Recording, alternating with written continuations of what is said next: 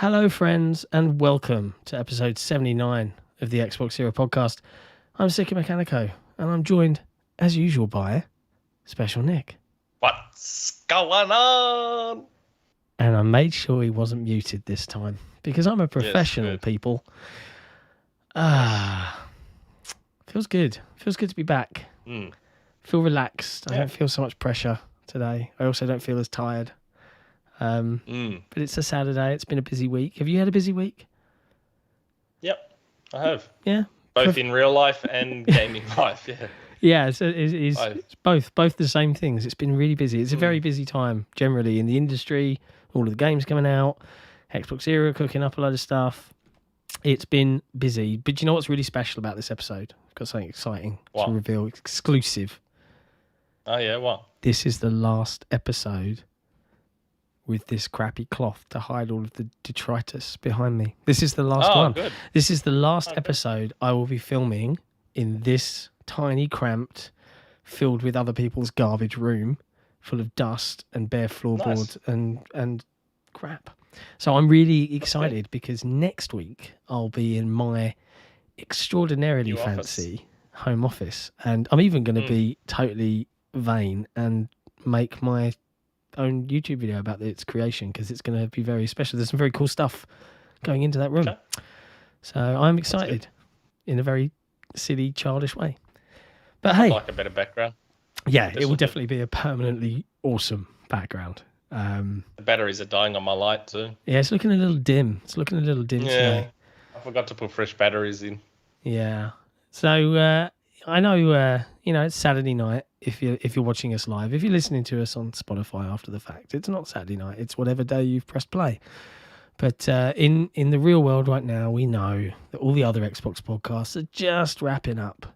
And here's where the advantage of having a co-host in Australia can come to the forefront, because we can be available now for you, our dear Xbox community.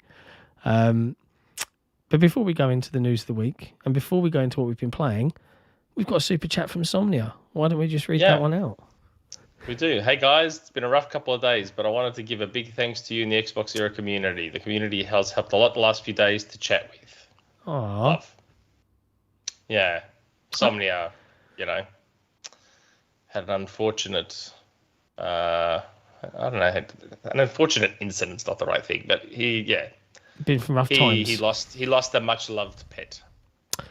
Well, which is never good. I wasn't actually aware of that, so I must have missed the conversation in the Discord, presumably, or on the forum. It was in the Discord. But I feel your pain. Somnia, because right now one of my kittens is missing, and has been missing. This is the third night that she's not come home.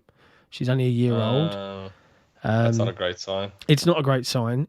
And it's even worse is when we first moved in here, I'm sure people that have been listening to us for ages, they heard me talk about my cat that got run over the first week we were in, and it was brutal and it was horrible, and her name was Pickle, and this cat's name is Gherkin, and it's her spiritual successor, and she's now gone missing. Yeah. If I could trade your cat coming home for my cat missing, I would. Yeah, you don't but like your I've cat had much. to put a dog down before. Oh. I've had to put a dog down before, and it was the worst. And this dog was unbelievable, right? People came over to, family and friends came to our house to say goodbye to this dog. This dog was just unbelievable. It knew Greek, it knew English. It had this weird sixth sense, because my grandmother, who has since passed, used to go to Greece every few years to see the family and everything like that. The dog would know always a week or two in advance when she was about to go to Greece, and he would start getting upset. Oh. He knew. I don't know how, but he knew. And a week or two before she'd leave, he'd start getting upset and moping and crying all the time. Oh my, unbelievable dog. Jack Russell. Man, classic. Some people view dog. Pets as just this thing. There are some people like that out there, but they're family, man. And I think that's the really gutting thing. I said to my wife, because Gherkin's got a sister called Boots, and Boots also, I hadn't seen her all day, and I'm like, you start thinking crazy things like, what if Boots has gone out to find her or knows where she is, but she can't do the lassie trick of being like, help, she's stuck down a well or anything like that. And then Boots came back, and you know, it was like, oh, the huge relief. But you know, we've still got this cat missing, and I'm like, I can't do this. Like, if I lose both of these cats, I think I'm done. I like speaking about losing them and putting them down. I can't do it. I can't do it anymore. I can't go through that emotional turmoil. Like, and it might sound really lame, and people might go, oh, it's only a cat, you know, and if you're a dog person, you might look down upon me for being a cat person, but I am a dog person and I have a cat. So it's fair, you know, and I get it. Everyone has their faves, but yeah, I can't do it to myself anymore, and I dread, you know, I already had to deal, like, I was going around with my son yesterday. He's crying every door we knock on. He starts bursting into tears as he's, if you see my cat. And I'm like, oh, Christ, kid, keep it together. You know, like, nah, if it's a cat, 3 days. It's not good. My hope is the statistical chance of her actually having been run over or something horrific. She's microchipped. So if she's found and is a stray, she'll be taken to a vet, typically. Yeah, you'll.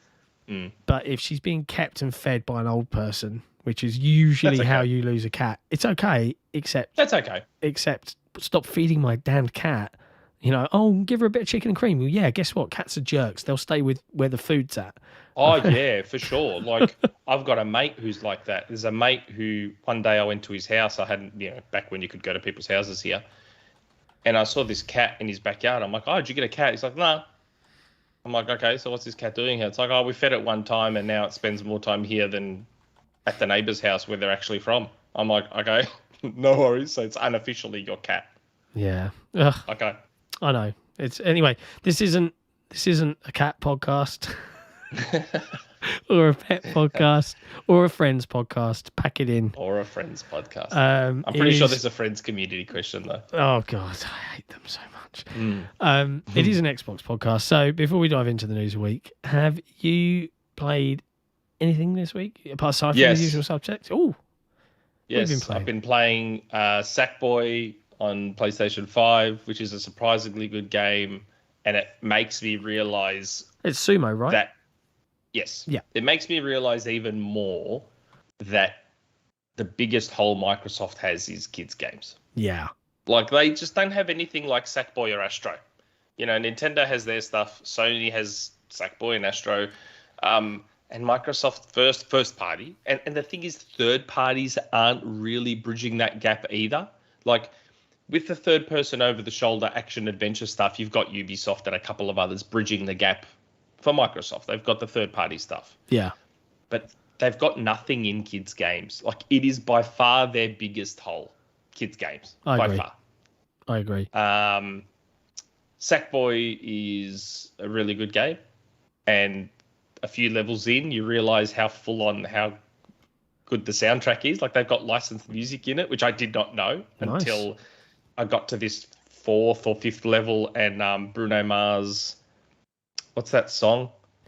I can't remember. Funk? Yes, Uptown Funk starts playing. I'm like, the music starts. I'm like, is that Uptown Funk? And I kept going through the level, and all of a sudden, Bruno Mars. I'm like, oh my God. Wow. Uptown Funk is in Sackboy. I couldn't believe it.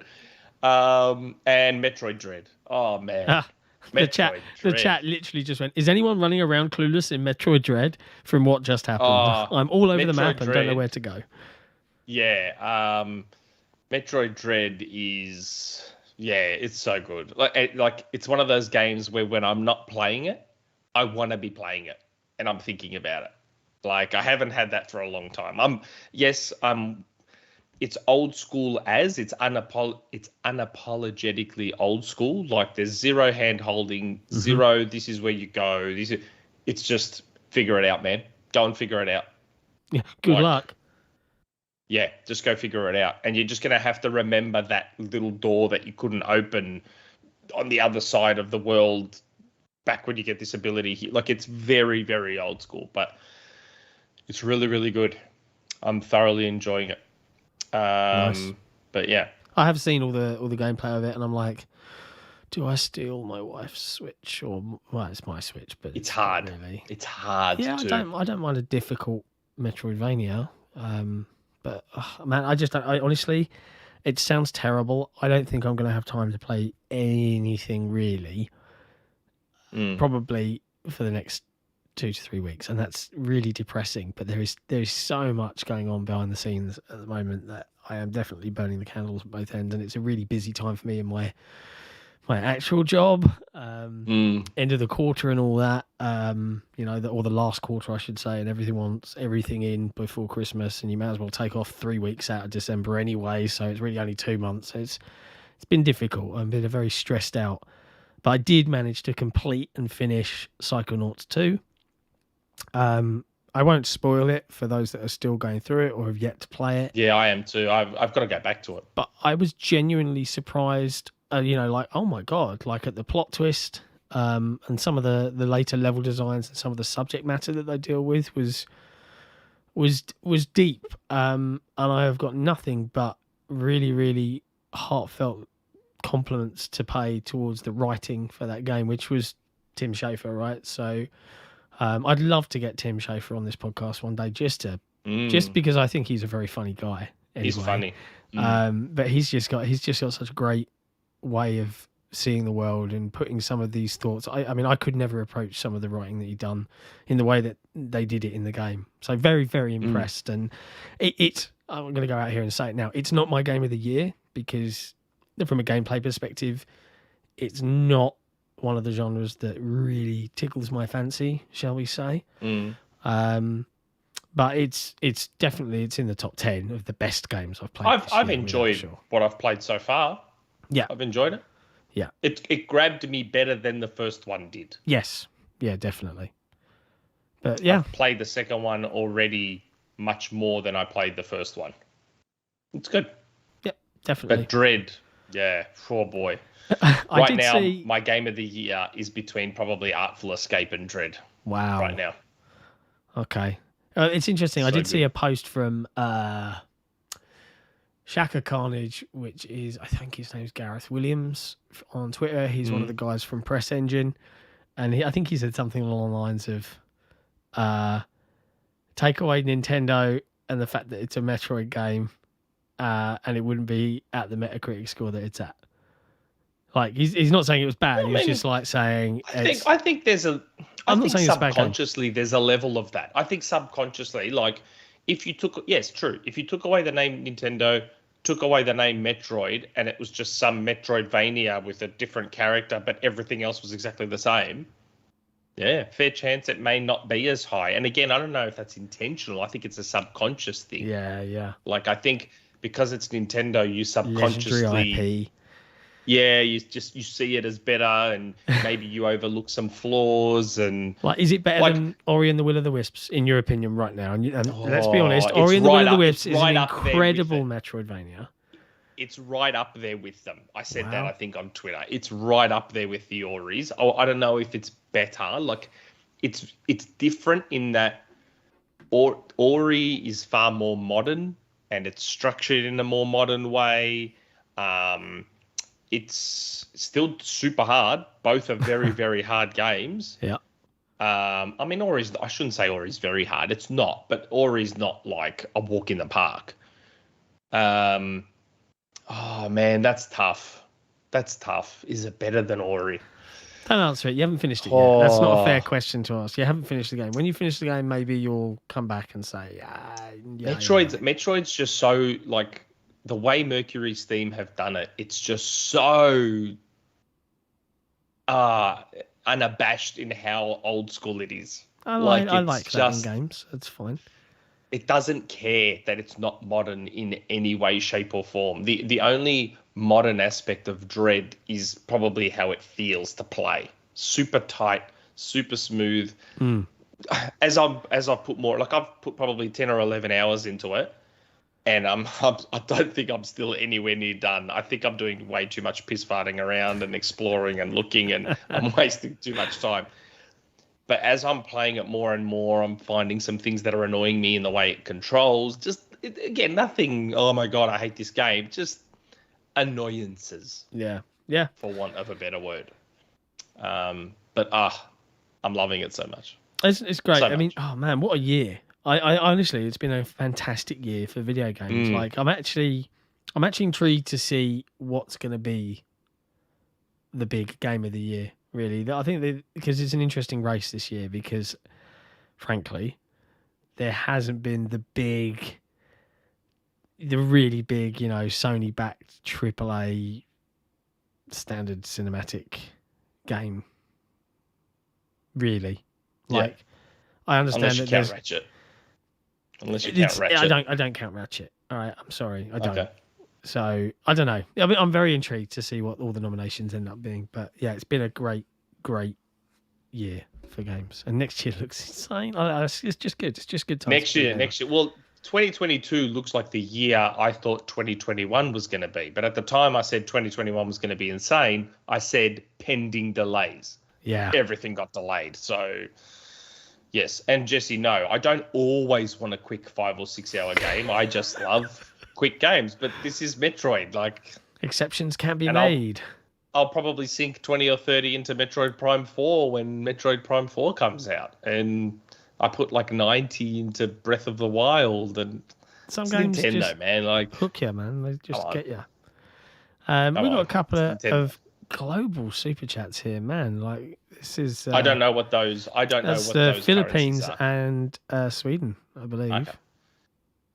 Hi Nick, any update on Game Pass bundling Ubisoft Plus? From still coming. Still coming. At the time we said that in January, I said it should be the end of the year. We're in October, so we've still got a couple of months to go. Yeah, very confident. I'd say there's a chance, like everything this year, it could get delayed a little bit. And you might say, why? Well, I don't know. Like, I'm assuming that for a deal like that, paperwork has to be signed. Now, what if paperwork has to be signed in person? That's kind of hard with COVID, isn't it? Like, so maybe that gets delayed a little bit. I don't know. DocuSign exists for a reason. But it's funny. Like, yeah, I know. But apparently, I've spoken to someone about this before. Apparently, there is some paperwork that the electronic option's not an option, apparently. But I mean, yeah, I don't know. A lot of the stuff that I've talked about that hasn't happened yet, I do keep asking. Just like everyone asks me, I keep asking as well, and all of it is still on. So, except probably Soul Reaver. Yeah, and then the other super chat. I'm not down with the kids with this. All right. Owo? Funchita. I know Jez does Uwu. Yeah. What is it? Is this a Warcraft thing? Like, help me out. I don't know. I'm 41. What's Owo? I'm old. Tell me what Owo help me out, chat. I have no idea. But Funchito, if Funchito's doing the super chat, then Funchito must be in the chat watching. Yeah. What's Owo? I got corrected as well. Explain what's Owo. It's not Sweden. It's Swiss. So my apologies, Funchito. I assume it's like anime. A horny anime thing from Jesse. Funny that you know, Jesse. Yeah, I'm watching you, buddy. Because I thought Uwu. Jez does Uwu. I know Jez's Uwu thing. Yeah, I don't know. I'm too old. Okay. I'm too grumpy. Anime face. Cool. There you go. Okay. Now we understand. What else was I going to mention? No. I've forgotten. I'll move into the news of the week. If it pops back. Oh, no, okay. I was going to mention one thing. I'm really paranoid about vaping now on the podcast. Because of creaky legs? God damn it, creaky legs. Whenever I talk about creaky legs, I start thinking about that baby legs sketch from Rick and Morty. Yeah. All right, baby legs, I'm going to pair you with regular legs, and they'll go chasing after criminals. But now every time I go to vape, I don't watch Rick and Morty. You've never seen Rick and Morty? Dude, I've seen it in spurts of like a couple of minutes here, a couple of minutes there, but I've never sat down and watched an episode of Rick and Morty. It's totally solid. Like, people will moan about the later seasons that it got less. But if you're a big, I think knowing you as I do, it will hit your sense of humor right where it needs to hit it, and you'll enjoy it. There's some really like just purely good moments. Like there's one episode where Morty wants to be able to talk to animals like Dr. Dolittle. So he's doing it and he's walking along and he's like hummingbirds and ants and talking to them, and then he can hear squirrels and they're like plotting to overthrow a government in Eastern Europe or something. And he's like looking at it, and then one of the squirrel goes, "He can hear us, little boy." And then they start all chasing him. And then when he gets it's just really good. Like honestly, there's just got these little moments that just really make you laugh. Dio game, if you use this IQ nonsense, you have to have a high IQ. Isn't that a meme? It's a meme, yeah. Yeah. It's not true. Like, it's darkly funny, but yeah, some people are a bit weird with it. Thankfully, I don't count myself. I got Rick. Hold on. Who's the kid? Morty. Rick? Morty. Okay, so the scientist is Rick. He's Rick, yeah. I've got Rick in Fortnite. Oh, see? You're already halfway there. Yeah, I've got him in Fortnite. It'll be fine. Next month is Xbox 20 years. OG Xbox. Yes. And we got a bunch of stuff this week from Microsoft. It's been a little positive week.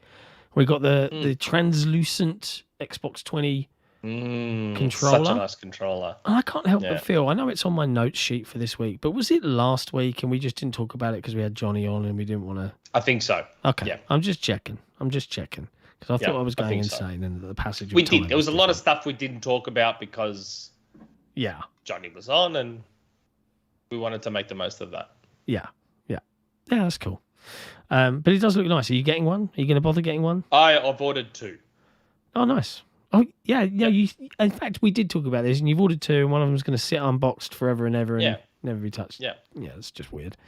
And I did see, before we talk about Xbox and chill, a bit of bad news for you this week with regards to a little delay on a little limited edition console. So, as I understand it, Xbox Australia only. Shipping concerns to Australia. Yes. So your release date for the Xbox limited edition 10 days later. So is that November 25th? So so that's not so bad. You still get the console before the game, before the game actually comes out. Oh, it doesn't bother me. I'm not fussed. I'm probably not going to use it anyway. I was sitting there thinking it was becoming like, the delay would be like after December, and as a Halo fan, I'd be like, no, that's not cool. No. I, me personally, it doesn't bother me that much because I'm not going to use the controller, and I'm probably not going to use the console. I don't know. I'm not that fussed. Yeah, that's okay. Yeah, but turned out to be an Australian only thing. Bummer. 10 days is okay. Can't blame it on Brexit. No. Indeed, no. I was looking at chairs for my new home office, and I did consider the fancy, I think it's Maxinomic or MXnomic. It's got the Xbox branding chair, and it's all green and black. I was like, okay, cool, maybe, but they don't ship to the UK anymore because of Brexit. Can I ask a question about gaming chairs? Yeah, you can. Are they a big scam?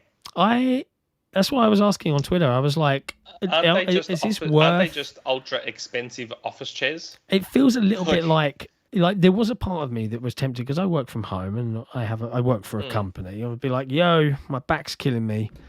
Send me a fancy ergonomic chair. Because that's a duty of care that they have to me. So why not? And it's arguably not a lie because, my back is killing me half the time. Mm-hmm. But there is a part of me that thinks like no chair really can be worth to me £479. Like, I don't know. Yeah, but maybe they are a scam. To me, I got the impression that they're just super expensive office chairs that are prettied up and colourful and branded, and because I looked at a few, like my brother just got one for his birthday. His birthday was yesterday. And he's like, transfer me some money. I'm going to get a gaming chair. I said, all right. Fair. So I gave him some money to go towards a gaming chair. And he showed me the picture of the gaming chair. And I'm looking at this gaming chair. I'm like, that just looks like an office chair. It's an office chair with racing straps. Kind of. That just looks like an office chair. And then they charge triple. I'm like, there is I was chatting to a really good friend of mine and he was telling me about his mate that really got into Modern Warfare online, Warzone, and to the extent that he went out and bought all the chair and everything and a new desk and and he said to me that when he sat down, he'd had it set up in such a way that everything was like perfectly level, like and you were in the exact right position for the zero, and you could reach everything. And he was like, it was different than just whacking any old chair up at a desk. And he said, in that element, I can understand why you might want one. There might be certain features that would make sense for a professional gamer with a Z. Yeah. But yeah, for Captain Casual over here, yeah, I don't know. I'll just see what I can get that looks nice. I think I might just stick with this chair that I've got, and then I'll get a really comfy, like, big bucket chair for console gaming. But yeah. In other Xbox branded product news, the mini fridge, Power Your Memes, has finally come to fruition. And I ain't gonna lie, I really want to pick one of these up. Like, I know, it's pretty cool. I have zero need for it, but what I'm I won't use it. Yeah. Well, I will use it because I'll buy it, so I'll have to keep delicious cold beverages on standby. But here's my concern: I've had mini fridges before, and they keep things cool, but I like cold. My drinks like 1 degree centigrade, nearly freezing, but not quite, and like ice cold. And apparently that's not very good for you. It won't do it. And I don't think it's ever going to get to that point. No. I've got a Coke one. I've got a Coca-Cola mini fridge. It's a giant Coke I remember them. Because I used to collect Coca-Cola stuff, and everyone in my family knew that. So on my birthday or Christmas, people would buy me Coca-Cola collectibles. And I have this giant Coke can, which is a mini fridge. I don't use it, but I've got it. Yeah. It's storage. I use it to store stuff in. Well, and that's the thing. Like, if I'm going to do it, and I looked at the size of it, and I think Aaron Greenberg posted on Twitter or Instagram. The light turns on and everything. But he posted he's big enough to hold an Xbox Series X inside it, and I was like, okay, that's cute. And that was 100% intentional. Of course it was. Because it slotted in there perfectly. Like, perfectly. I'm like, there's no way knowing that wasn't intentional. Yeah. It looks really nice. So I might get, and I think props to Microsoft for it being extremely reasonably priced, like 89 quid. That's about right for a pretty good mini fridge anyway. And this has got USB ports on it, and it lights up, and it's obviously themed for your gaming room. Yeah, I might be tempted to pick one up, I think. Not coming to Australia, apparently. Yeah, I think Canada are having similar hiccups, and they're right next door. So, but yeah, I'll try and get one in the UK and just for fun, keep it under my desk or something. But yeah, good for them for taking the shade from that initial Series X reveal back in 2019 and just rolling with it. And I think the only reason this came about is there was a battle of the brands on Twitter, and they were faced off in the final against Skittles and won. And they said, if we win, we'll bring the Xbox mini fridge to life, and they have. Props to them. Like, that is so fun. It's nice to see Microsoft having some fun every now and then. Yeah. Yes, Jesse, your wife is smart. That's what I do. Use one. You keep one to scalp. That's what you do. Like, where is it? I'll show you. I got 2 of these. Oh God, scalping! Come on, people. So, I got 2 of those. The Mario Game & Watch things. I was gonna maybe use one, and then the other one hold on to it for a few years and sell it for a bundle. Like, especially with Nintendo stuff. Nintendo stuff's always worth so much more. Like, you just hold on to it and sell it. But yeah, smart. It's a good way to do it. Smart. It is smart, like Jamie Tart. Yeah, just good. That was good. I don't think there's, other than that, like, let's think about news. What else is news? Do you want? I know the next bit is technically rumour-ish. Shall we put that nearer to at the bottom? Should we do? Why? Let's just talk about it now. Okay. Backwards compatibility. Should we talk about that? You've been putting some tweets out into the universe. You've been throwing some stuff out there. How's that going for you? I kind of became a news item, which was interesting. Shock. Yeah, Destin Legary made a video about it, about backwards compatibility, and talked about my tweets and stuff. So still not been on our show. On Discord. Yeah. We'll get him on. I sent him a DM on Discord saying, "Oh wow, I just saw your video. Thanks." Did he say nice things then? Yeah. Did he pronounce your name right? Were you still Shpeshal? He said no, I wasn't Shpeshal Nick. I was Special Nicks, plural. I was plural. Well, it's an improvement. It's a step in the right direction. Maybe we'll just call him Dustin instead of Destin, right? Dustin instead of Destin. Dustin Lingerie. That's his new name, Dustin Lingerie. Yes. So yeah, I had put out a tweet back in January. I think it was January or March, something like that. That I've been told that backwards compatibility wasn't done. There'd be another batch of games. Someone reached out to me a couple of weeks ago, a week or so ago. I'm old, sorry, my brain fades. Telling me, so there was a bunch of games data mined.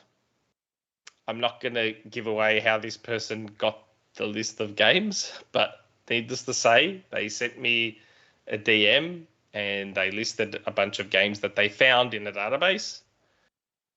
And at the time, because I've got another friend who used to be able to access BC information on the back end, but that little loophole's been closed now by Microsoft, so they don't get it.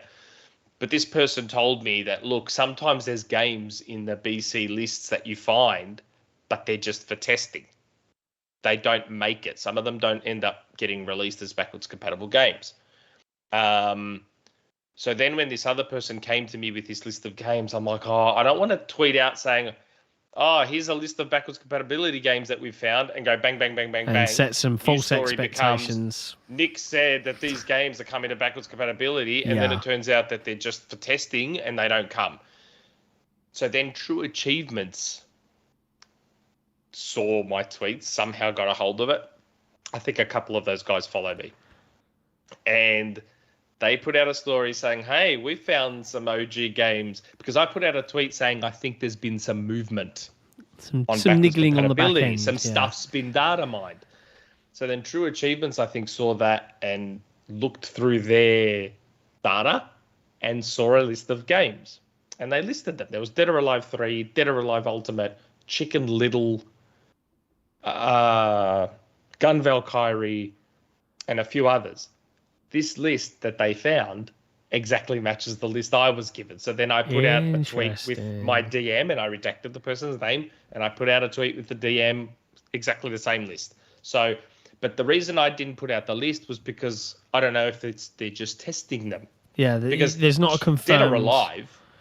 Yeah, Dead or Alive would have licensing issues. So maybe it was just testing. I would love for Dead or Alive 3 and Ultimate to come to backwards compatibility, because I have them both on disc. Nice. So I would love for them to come to backwards compatibility. And surely if 3 and Ultimate make it, does that pave the way for 4 on 360? I like it 4 would have to. Lot. Yeah. I love 4. I've got 4 as well. I've got all the Dead or Alives except 5 and 6. Yeah, 5 and it just lost me after 5. It was just weird. Yeah, I wasn't interested in 5 and 6. But yeah, so Gun Valkyrie I'm happy about too, because I lost my copy of Gun Valkyrie. Okay. Which I'm upset about. I don't know how I lost it. I've never lost the game before. Valkyrie. Sorry? Valkyrie. Oh, whatever. I'm sorry, man. I couldn't let another Sega go and pass Valkyrie, me by. okay, Valkyrie, Gun Valkyrie. Okay. Yeah. I love you, brother. Gun Valkyrie. I'm not going to relent on Sega, but Valkyrie, fine. But yeah, I hope that the list of games isn't just for testing. I hope it's more. Come on. It's Xbox 20. Well, November 15th is round the corner. They're going to do something. There's going to be a big hoo-ha about it. They have to. But I would be giving, if I was people in the chat and whatever, I would be giving up hope of a what's it called? XO. I don't think that's happening. Yeah, it would be announced by now, surely. That's what I mean. Like 17th of October. If they were doing an XO for the anniversary of Xbox, that's literally less than a month away. I would argue they would have announced that by now. Having said that, though, it won't be a live event. It might just be pre-recorded stuff. Yeah. Maybe they'll do it 2 weeks before. Like, I'm not going to write it off yet, because if we think about all the other things that could be announced ahead of Halo Infinite, and let's be honest, like, I think someone spoke last week, when will we see Halo Infinite campaign? Yeah, you're going to see that in November. I think they're going to come in all guns blazing, and it doesn't feel out of the stretches of reality to me to have 2 weeks beforehand. Hey, save the date. We're doing an Xbox inside Xbox. Heaven forbid. But with zero fluff and some actual cool announcements. Like, why not? And OBM in the chat, I think he's along the same wavelength. Sony show, they announced it 2 weeks before it came out, so it's not. Yeah, it's not outside the realm of possibility. Microsoft's MO is usually to announce stuff pretty far out when it comes to those shows. We'll see. I don't know. Look, the thing with backwards compatibility, I don't know if my guy's watching. I'm not going to risk getting in trouble here, but there's that list that I was DM'd, but there's 2 other games that I believe are either coming to backwards compatibility or Microsoft is trying to get one of these games to backwards compatibility. I can't say what they are because, again, I know what's going to happen if I say it, and it doesn't happen. But there's 2 games specifically that I've heard may be coming to backwards compatibility. Chrome Hounds. If they are, I'm very excited. These are the only thing I'll say about them. And please don't DM me on Twitter, don't DM me on Discord. I'm not going to tell you. It's just when I get excited about stuff, I struggle to keep it in. These 2 games, though, are 2 games that people want. That's all I'm going to say. These are 2 games that I know 110% people want. Chrome Hounds and Mech Assault. Fair enough. There you go, guys. One of them is I think one of them's OG, and one of them is 3. Actually, the second game might be on both. Interesting. I'd need to be corrected if I'm wrong. I'd have to Google that and double check. But the second game might actually be on both. Might be a game that came out on 360 and on OG Xbox. But I'm not 100% sure on that. But these 2 games, if they make it, and that's the other reason I'm not going to say what they are, because they might not.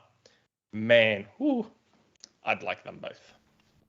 Do they have... That's separate to the list that is public. Are any of the 2 games that you mentioned that are separate to the list that isn't public? Published by Sega. I'm not saying anything. I said I'm not saying anything. Chat. I tried. I'm not giving clues. I'm not anything. Okay. Or the only clue is that I know these games are games that people want. Wait. Like Chicken Little. Who the hell cares about Chicken Little? I'm a big fan. Have you seen the movie? No. It's terrible. And that's what I mean by when I say I know people want these 2 games, because who the hell wants Chicken Little? Hold on. Everyone's Idol Goro. No, I don't know. I will say it's not Outrun. I bought Outrun on OG Xbox because I saw, what's his name on Twitter?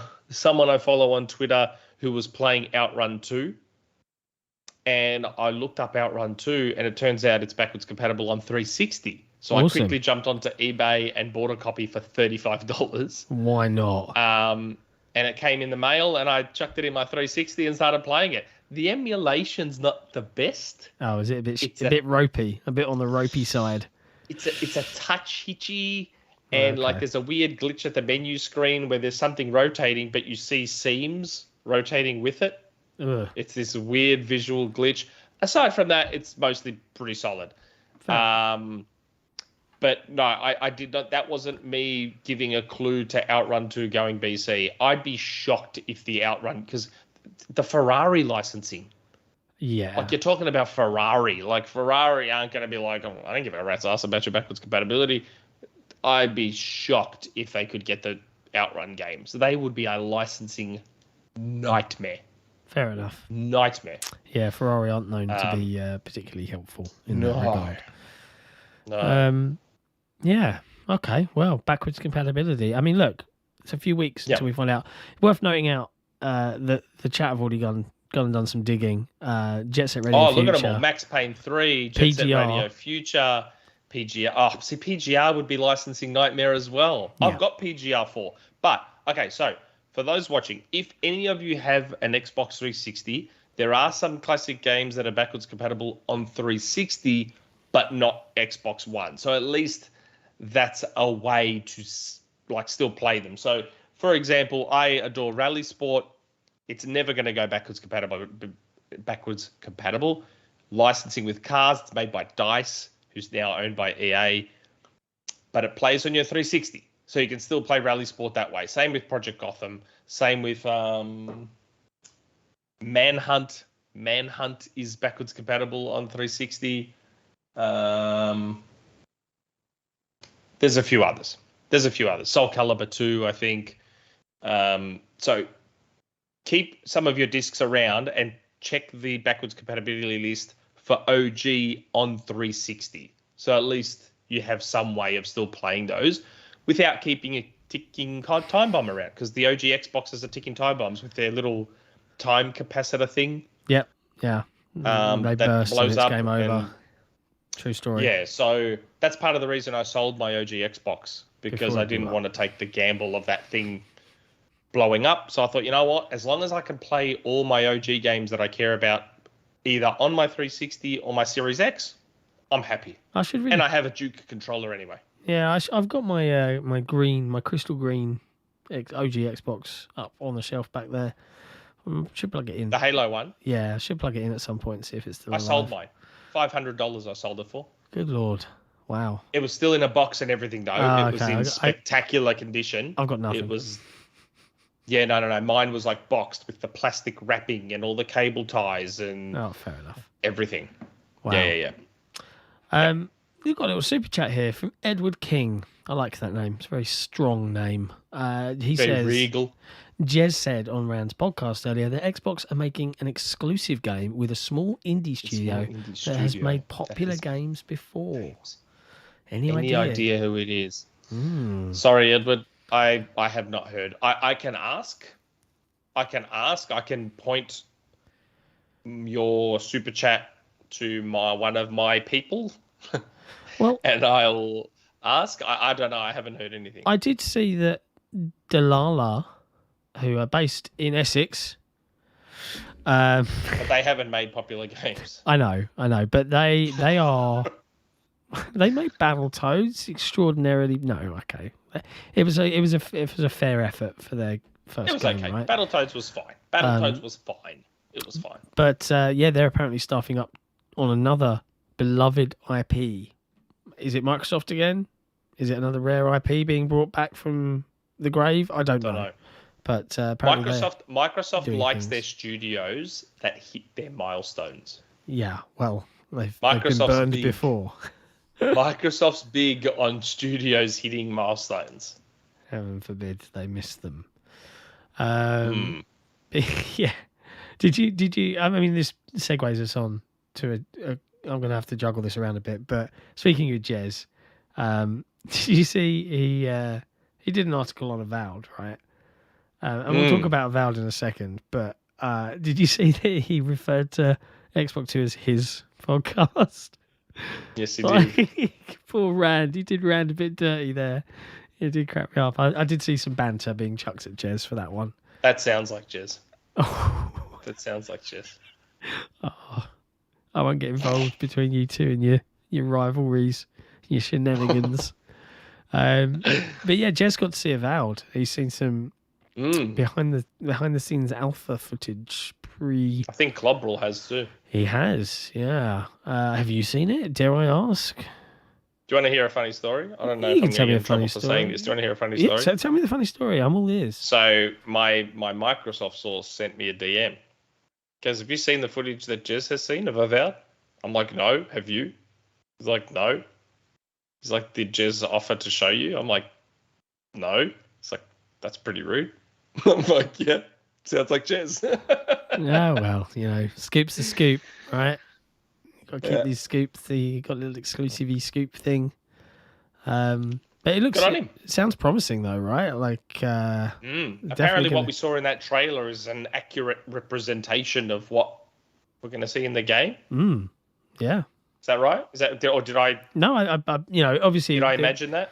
What was on display, I believe, was very, very much alpha state. So nothing in the way of final graphics, which is why it's not been shown off, right? But it could have been from months and months and months ago that he's seen, and maybe. I think I said on the last podcast or one before. I think it's a prime candidate for a little Game Awards. I was about to say Game Awards. I don't know. Yeah, but Hellblade 2 is rumored to 100% Yeah. be there at the Game Awards. So there's something else that I'm aware might be there too. Oh, should we save Just that? not sure if I'm allowed to say yet. Oh, well, you work on that. We've got a section later on in the podcast dedicated for this kind of stuff. Related side note, Geoff Keighley followed me on Twitter. I saw this, and you know what? Like, I'm not a bitter, jealous man, but what am I, a chopped liver? Do I need to start just pumping out some insider scoops? So random. I hope he doesn't watch this show. You're making waves, bro. Yeah. What was that? You're making waves out there, my man. You're spitting truths. Oh, I was very surprised at that. I was like, why would he follow me? He's been watching you say what you say, and he's like. And I was about to say, I wonder if, because I know that it got around about the Kojima thing when I said that I don't think Kojima's doing Silent Hill. So I wonder if he got wind of that and went and saw, hold on, if this guy thinks he knows stuff about Kojima, I want to see this. I want to see what else this guy knows about my best friend Kojima. I swear you tagged him on Twitter and said, "Hey Geoff Keighley, like what's up?" And he did. Did he reply? No. And I sent him a DM because when you follow each other, you can DM each other. So I sent him a DM saying, "Hey, thanks for the follow. Why? Like, why would you follow me?" Well, we're part of the award-winning publication and content creation brand of XboxEra, right? I have a sneaking suspicion he's aware. I have a sneaking suspicion he thinks I know something, and he wants to see if I'm going to leak it. I'm gonna ask my guy if I can leak it. We got a super chat. We got a super chat. Can I just end the sentence there? Is that allowed? Are we allowed to just not read it out? Can we choose As you know, I base all life decisions on friends. And if it's taught me anything, it's that fridges don't live as long as people. I tell myself this every time I want to pre-order this Xbox fridge. That's not a question. It's okay. It's just a comment. Yeah, I'll let him get away with it. That's fine. It's a good on trend, on friends brand comment as well. Fridges don't live as long as people. Yeah. But it's kind of it's kind of, it must be kind of nuts for you, right? Because if anything, as we've continued to, launch this podcast from episode 1 with do you remember the first version of the website? Like, woof. Yeah. Hey guys, this looks cool. Oh god, now look at it. And it's really odd. Like, do you find it weird that you've suddenly seen, like, you've got nearly as many followers as the main XboxEra account? Do you feel that kind of pressure about it, or? It's super weird. Actually, I'm waiting to overtake Tony Palanco on Twitter. Because one time he took a shot at me. I can't remember, one of my many rumors. And I saw someone post a tweet of his saying, "Why are we listening to randoms with only 6,000 followers?" And he's got like 9,600 and I've got like 9,150 now. Oh my God. So it's like, so are you now the random dude, or am I like, I just thought it was funny that he took a shot because of my follower count, and now I've got almost as many followers as he does. Yeah. On that road to 10K, which is weird. Man, well, and the YouTube account's close to 10K too, which is good. It is. Everything's nuts at the moment, and I'll talk a little bit. I've got some updates for folks before when we hit the Patreon segment. We'll get there in a minute. But yeah, man, it must be strange. It's weird for me, like, because I was like 200 followers when we started this, and I'm only sitting just over 1,500 right now, and I find Twitter to be weird. Like, for those that don't know, the majority, I think, of the time, if it's not an automated tweet from the website, it's usually me with a social media hat on doing interaction on Twitter. I know you dive in as well. You usually post the podcast every now and again, podcast heads up tweets and things like that. But it's weird. It's weird.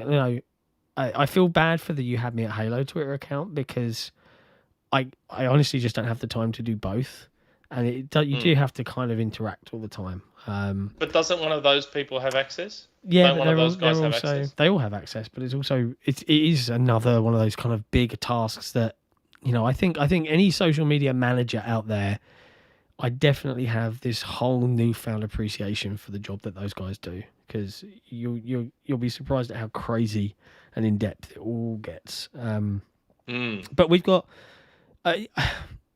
I'm hesitant to do it, and we've talked about doing this. And hey, I'm going to be honest with the audience.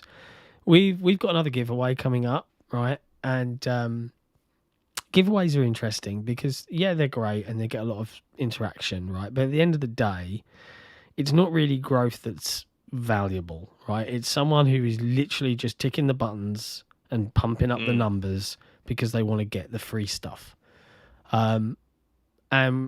It's great when we're young and we're small because the numbers do help and they do give you some legitimacy in whatever other companies' eyes and stuff like that.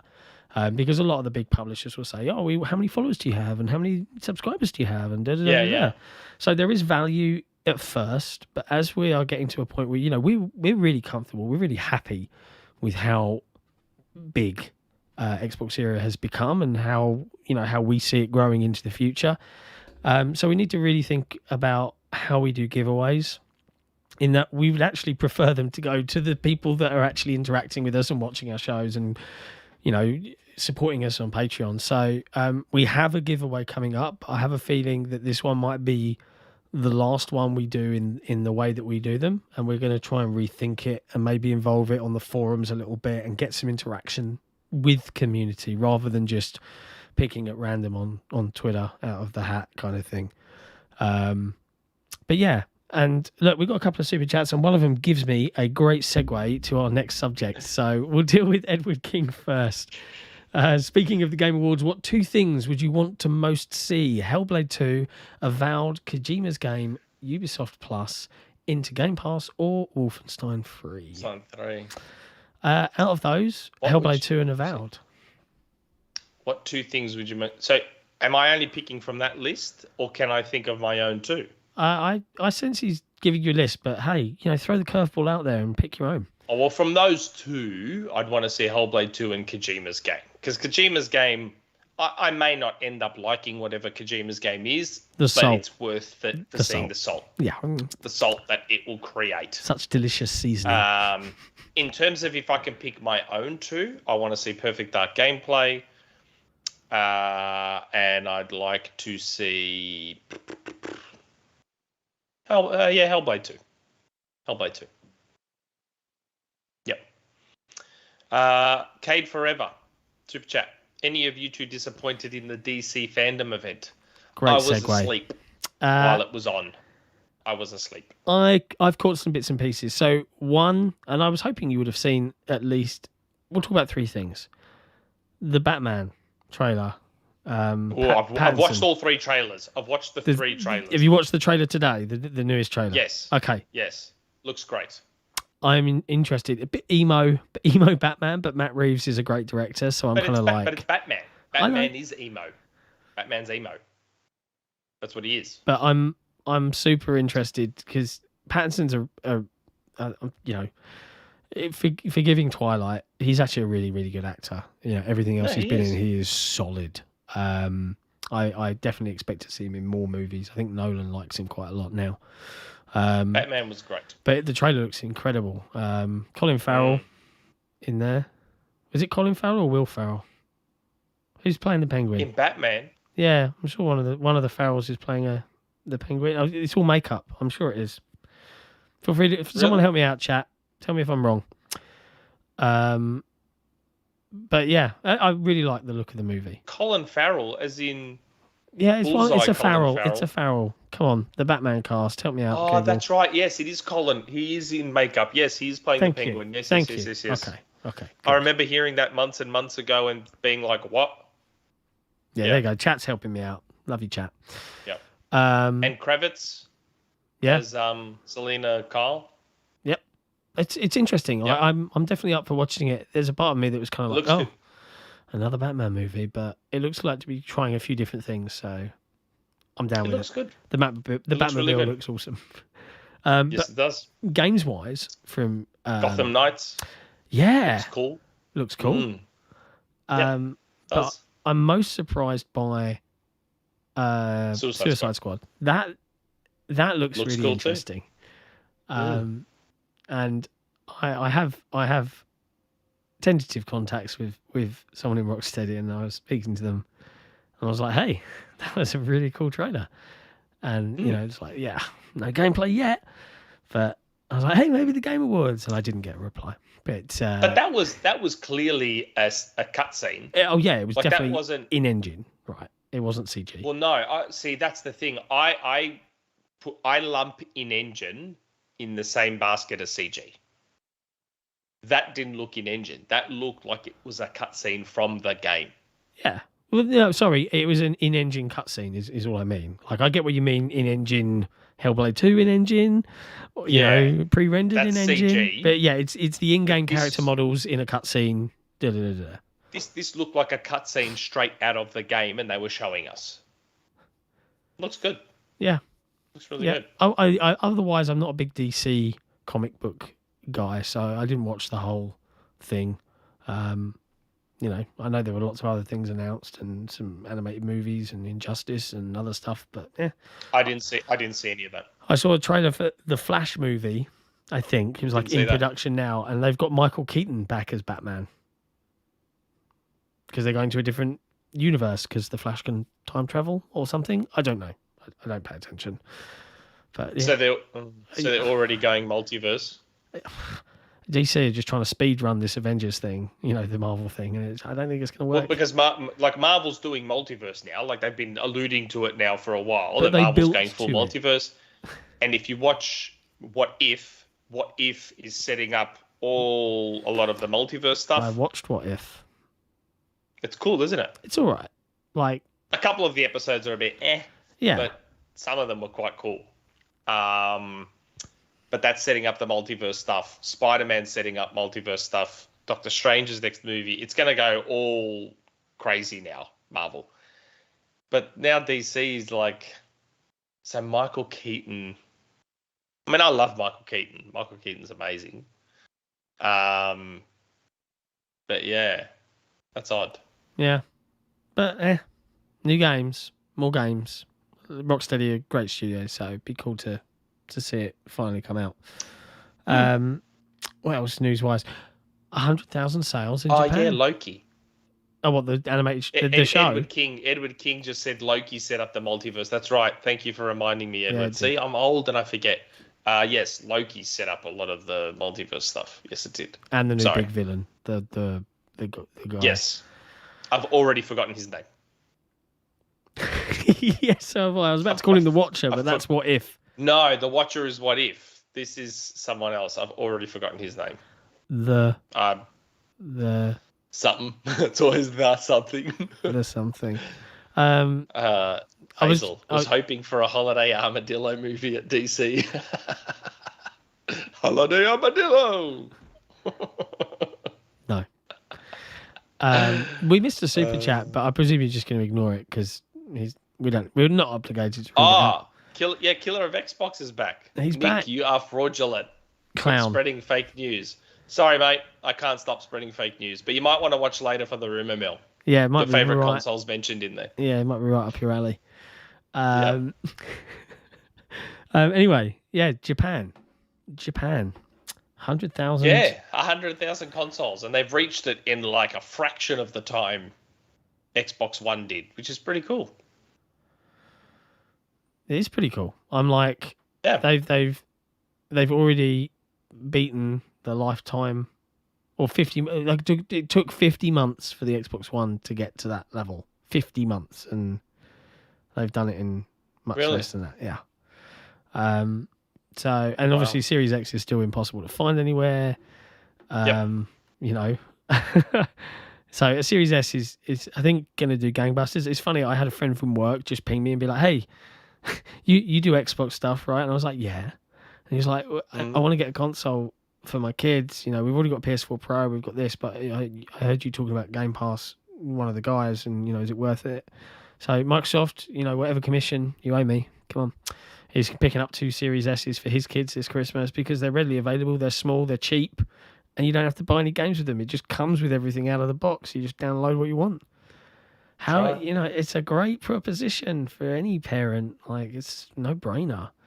So yeah, do you think the situation out in Japan in terms of how Microsoft are viewed out there and with their big xCloud push, considering mobile is so big in that country, do you think it's going to make a difference? Yeah. Long term? Do you see there being a big change, a shift? Not big. Right now, I have to wonder if their goal is like to get to where the 360 was. Maybe. Yeah. Like maybe that's their target. Let's at least make this thing as successful as the 360 was. Now I think the 360 sold like 1 million. Yeah, it did all right in Japan. I think. Please correct me if I'm wrong. I have no idea. I think I read somewhere it was like around 1 million. So I guess they'd want to beat or match the 360 at least. But yeah, I think xCloud will be their real foot in the door in Japan, I'd say, because everyone's on mobile in Japan. So if they can just play Xbox on their tablet or their phone or whatever, yeah, it might help. And Japan's mobile networks are like shit second to none. Yeah, probably one of the only one or two better than Australia's. Yeah. Apologies if I'd say that's it. Apologies if I appeared distracted there. I was just reading our moderation team and indeed the community reacting to Killer of Xbox in the chat. Yeah. Talking about you being exposed on Reddit and, where's Persona? All of that jazz. So I think. Where's Persona? People start. Hey, I ask about Persona too. Yeah. Mind you, the only thing I put out there with a little more definitive time frame was Sekiro. Yeah. And believe me, I ask about that one a lot. Yeah, Darkwing Duck. Darkwing Duck. Do you want to know a cool fact that I've just been informed of? What? XboxEra, as a brand, as a company, we've just gone past 200 reviewed games. Oh wow. That's a lot. I think overall, as a website, that's quite a lot. Really. And like 180 of those are Jesse? Well, it's funny. Jesse, I think, has done over 90 videos. Now, not all of them he's done the review and thing, and the narration for, but in the majority, I believe they are. But yeah, he's made over 90 videos for the channel, which is insane amount of effort from this man. So mad props.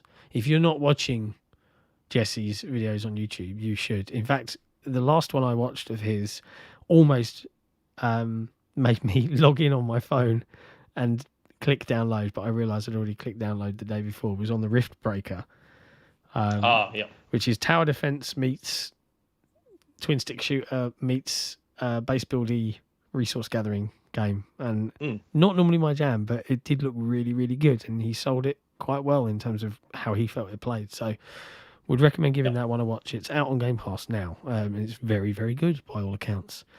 So yeah, Paid Forever, Super Chat. Yes, yeah. Go on. By the way, Nick, do you have a phobia of spiders? With you being from Australia, they look like something straight out of Eight-Legged Freaks. No, I do not. I don't like spiders, but I don't have a fear of them either. They're not as common. Like all that Australian, all those memes you see of all those horrible animals in Australia. Most of that is up north. The majority of that stuff is up north, and I don't live up north. I am as south can get in Melbourne. Yeah. And we just get regular, normal spiders down here, like huntsmans and those little jumping spiders, those little tiny ones that like boom, boom, when they ping around, and just common spiders and animals down here. We don't get the weird stuff in Melbourne. Yeah. Queensland gets the weird stuff.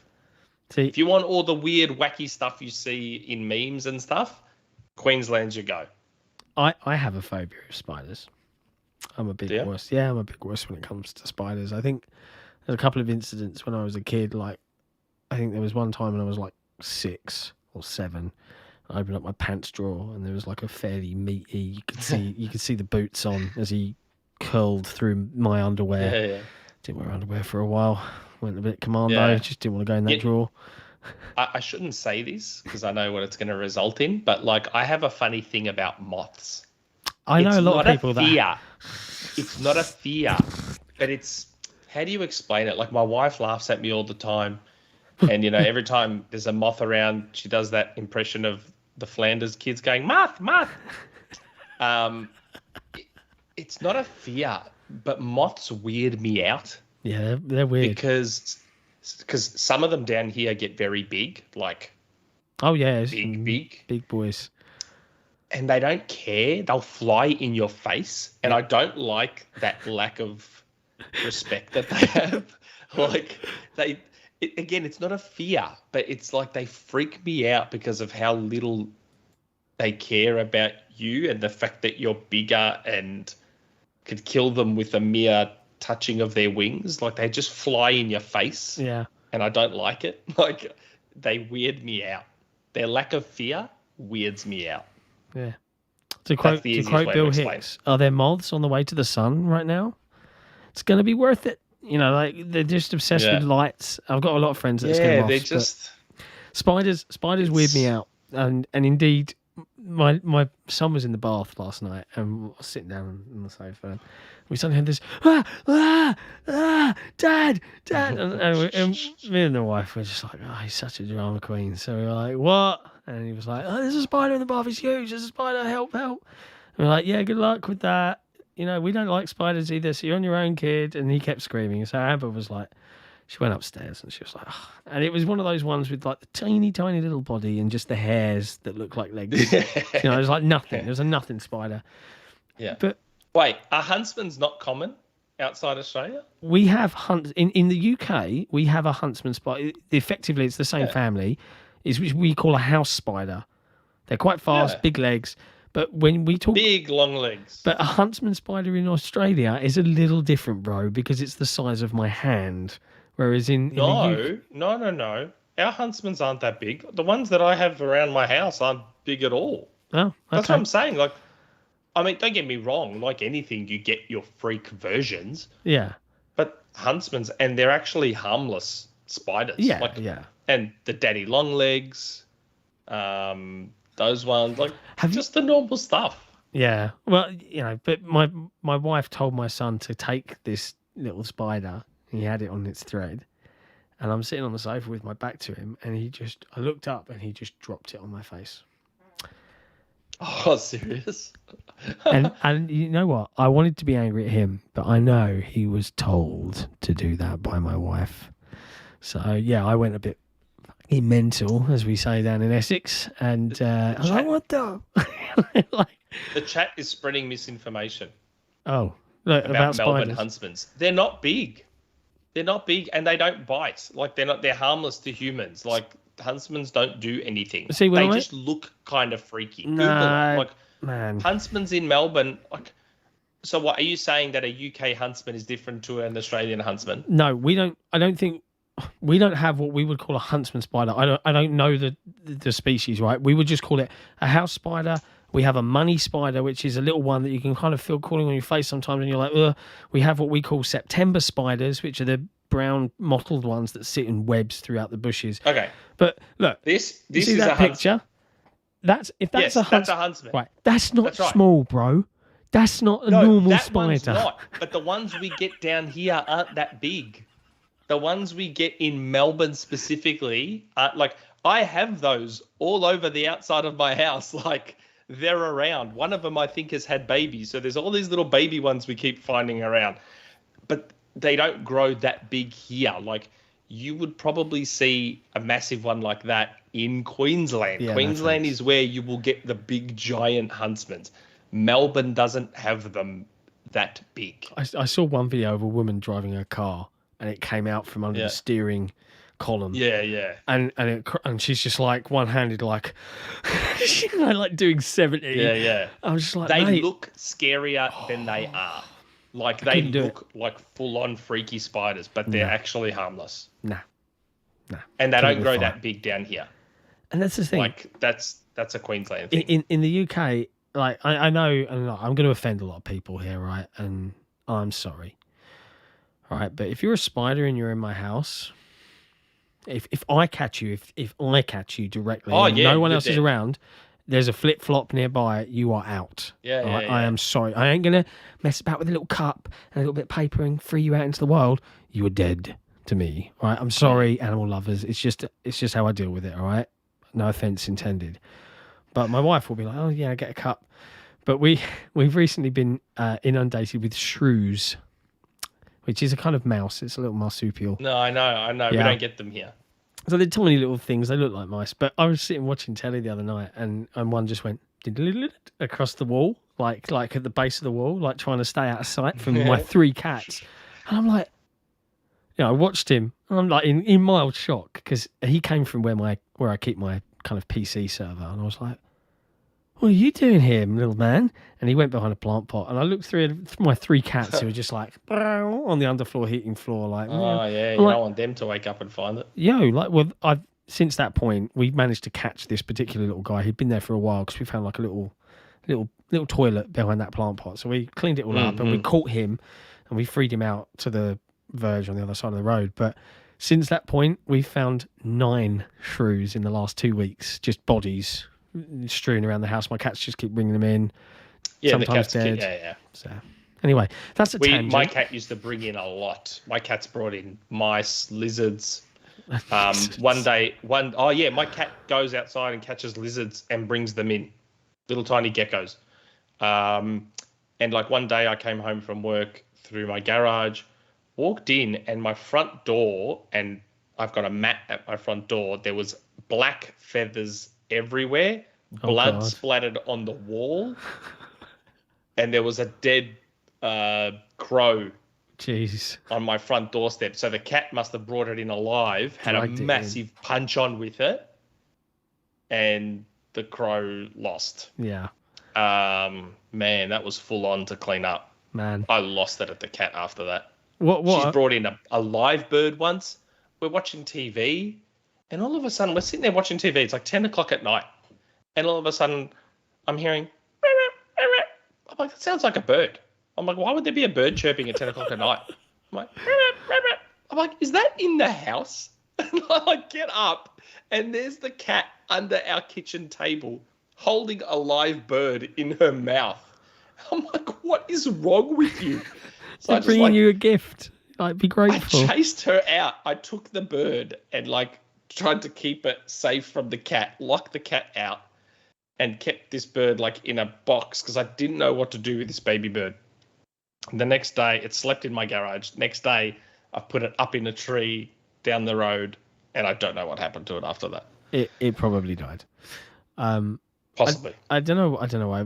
Apologies, chat. I know you're here for Xbox, but this is a live show. Tangents happen. We're talking about... someone in the chat just cracked me up. Continue playing. One day, my huntsman spider brought in a cat. Yeah, classical Australian stories. I'm just picturing this giant huntsman holding a cat.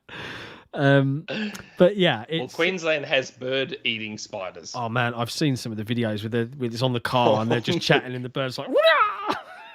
Oh no, I'm talking about spiders that eat birds. Yeah, and the spider is on the car and the bird flies past and the spider's just just takes it. Oh, the spider. Oh, okay, because I've seen the video the other way around where there was a giant spider on someone's car and then a bird just came down and grabbed it and flew off.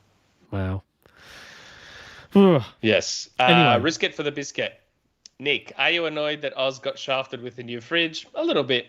Why does Oz get everything last? Really annoys me. Huntsmans are huge in WA. Yeah, WA, Melbourne, they're not very big, mate. They're not big here. They're just little things. Whatever. We were chatting about Windows 11 and stuff earlier, and you were like, I quite like it.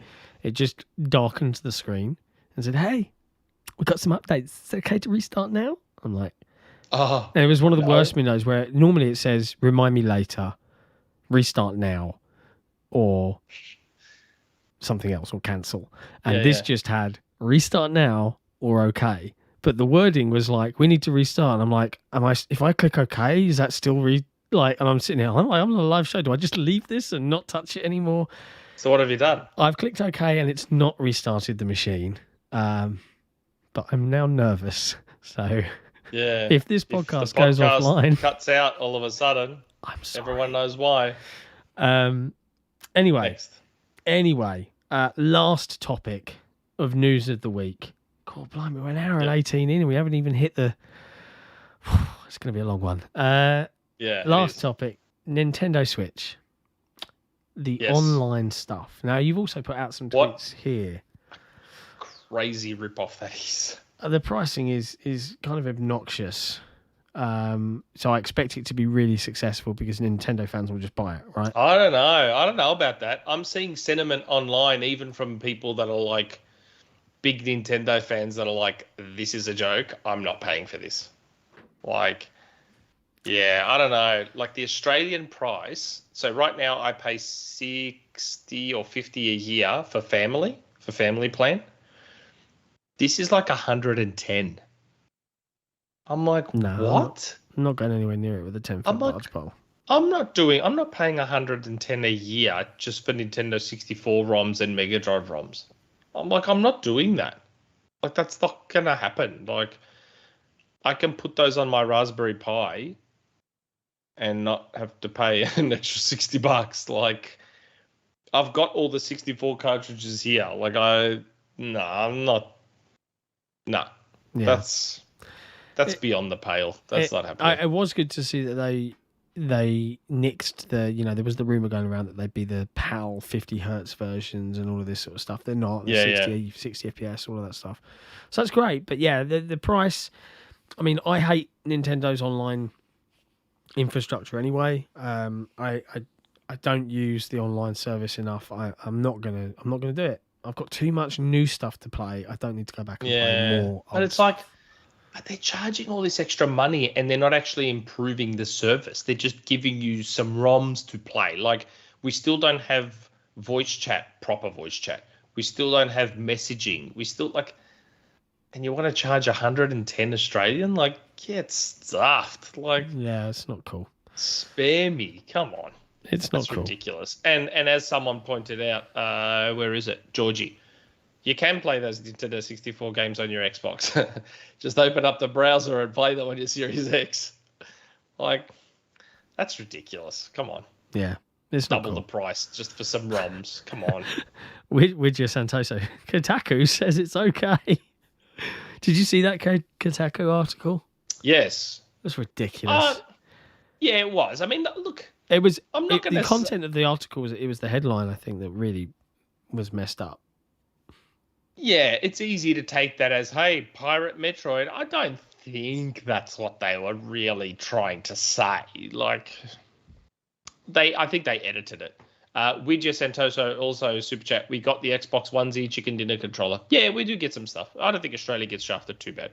Yeah, it used to be much worse in the peer-to-peer connection days for you guys on Xbox and Nintendo looks after Australia brilliantly. Like, there's a lot of stuff Australia gets from Nintendo that the US doesn't, because we've got a Nintendo headquarters down here in Melbourne, so I think that's part of the reason we get a lot of stuff. That's good.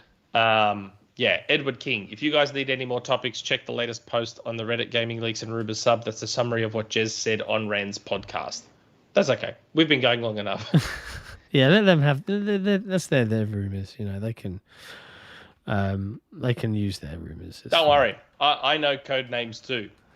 I'm just not allowed to say my code names because they'll link right back to my source. Because I saw someone mention Jez giving a bunch of code names. I've got a code name too, except mine. I've asked if I can say my code name, and I'm not allowed to say my code name. Wow. Because it will cause a leak hunt. Well, the ones that Jez leaked are Shaolin and Belfry. I have heard of neither of those. My code name is different to those two. There you go. Cool. There you go. I know what the code name refers to of mine, and it's very interesting. Remind me to hit you up after this podcast is finished airing. Yeah, we'll have a chat. Well, it's been how long now, and I've never told you before, so. Yeah, well, you shouldn't have hinted. Now I'm going to pick your brains. I saw people mentioning code names, so. Yeah. Right. Well, okay. What time is it? Is it time? Is it time? I think it is. Okay. I think it is. It's time.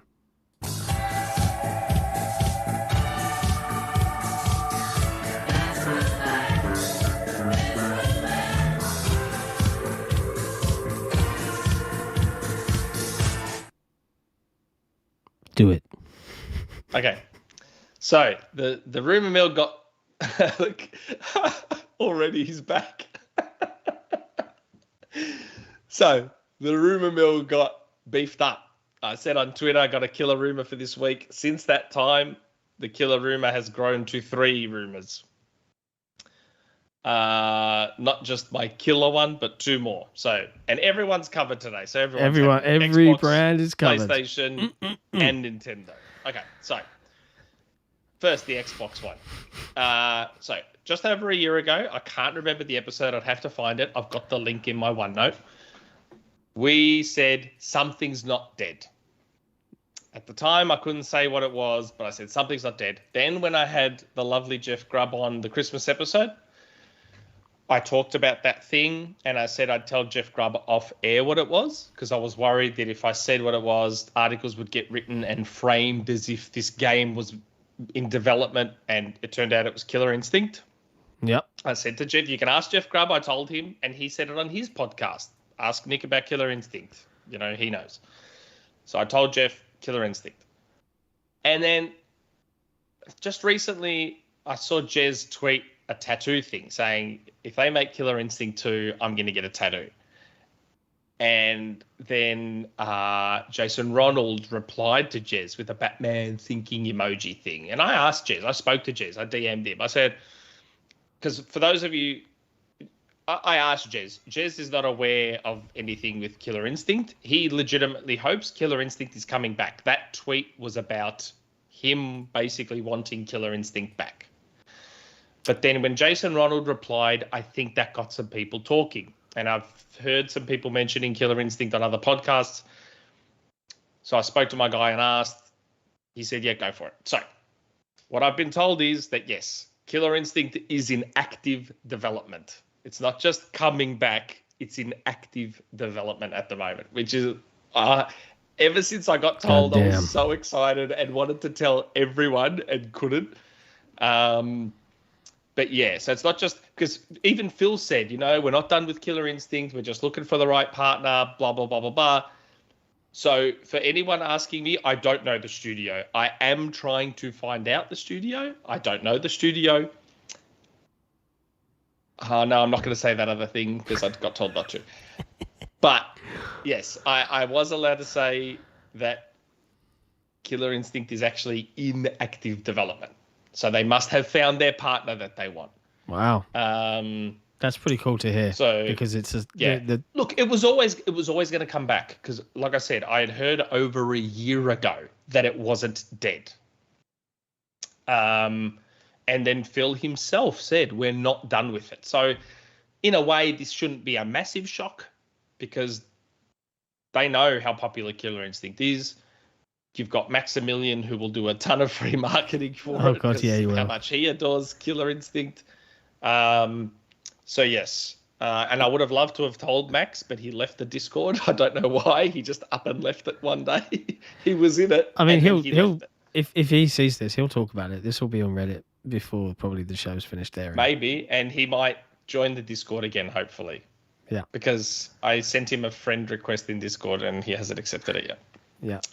But yes, I was very excited when I got told this because I adore Killer Instinct, but I have been told that it's in active development at the moment.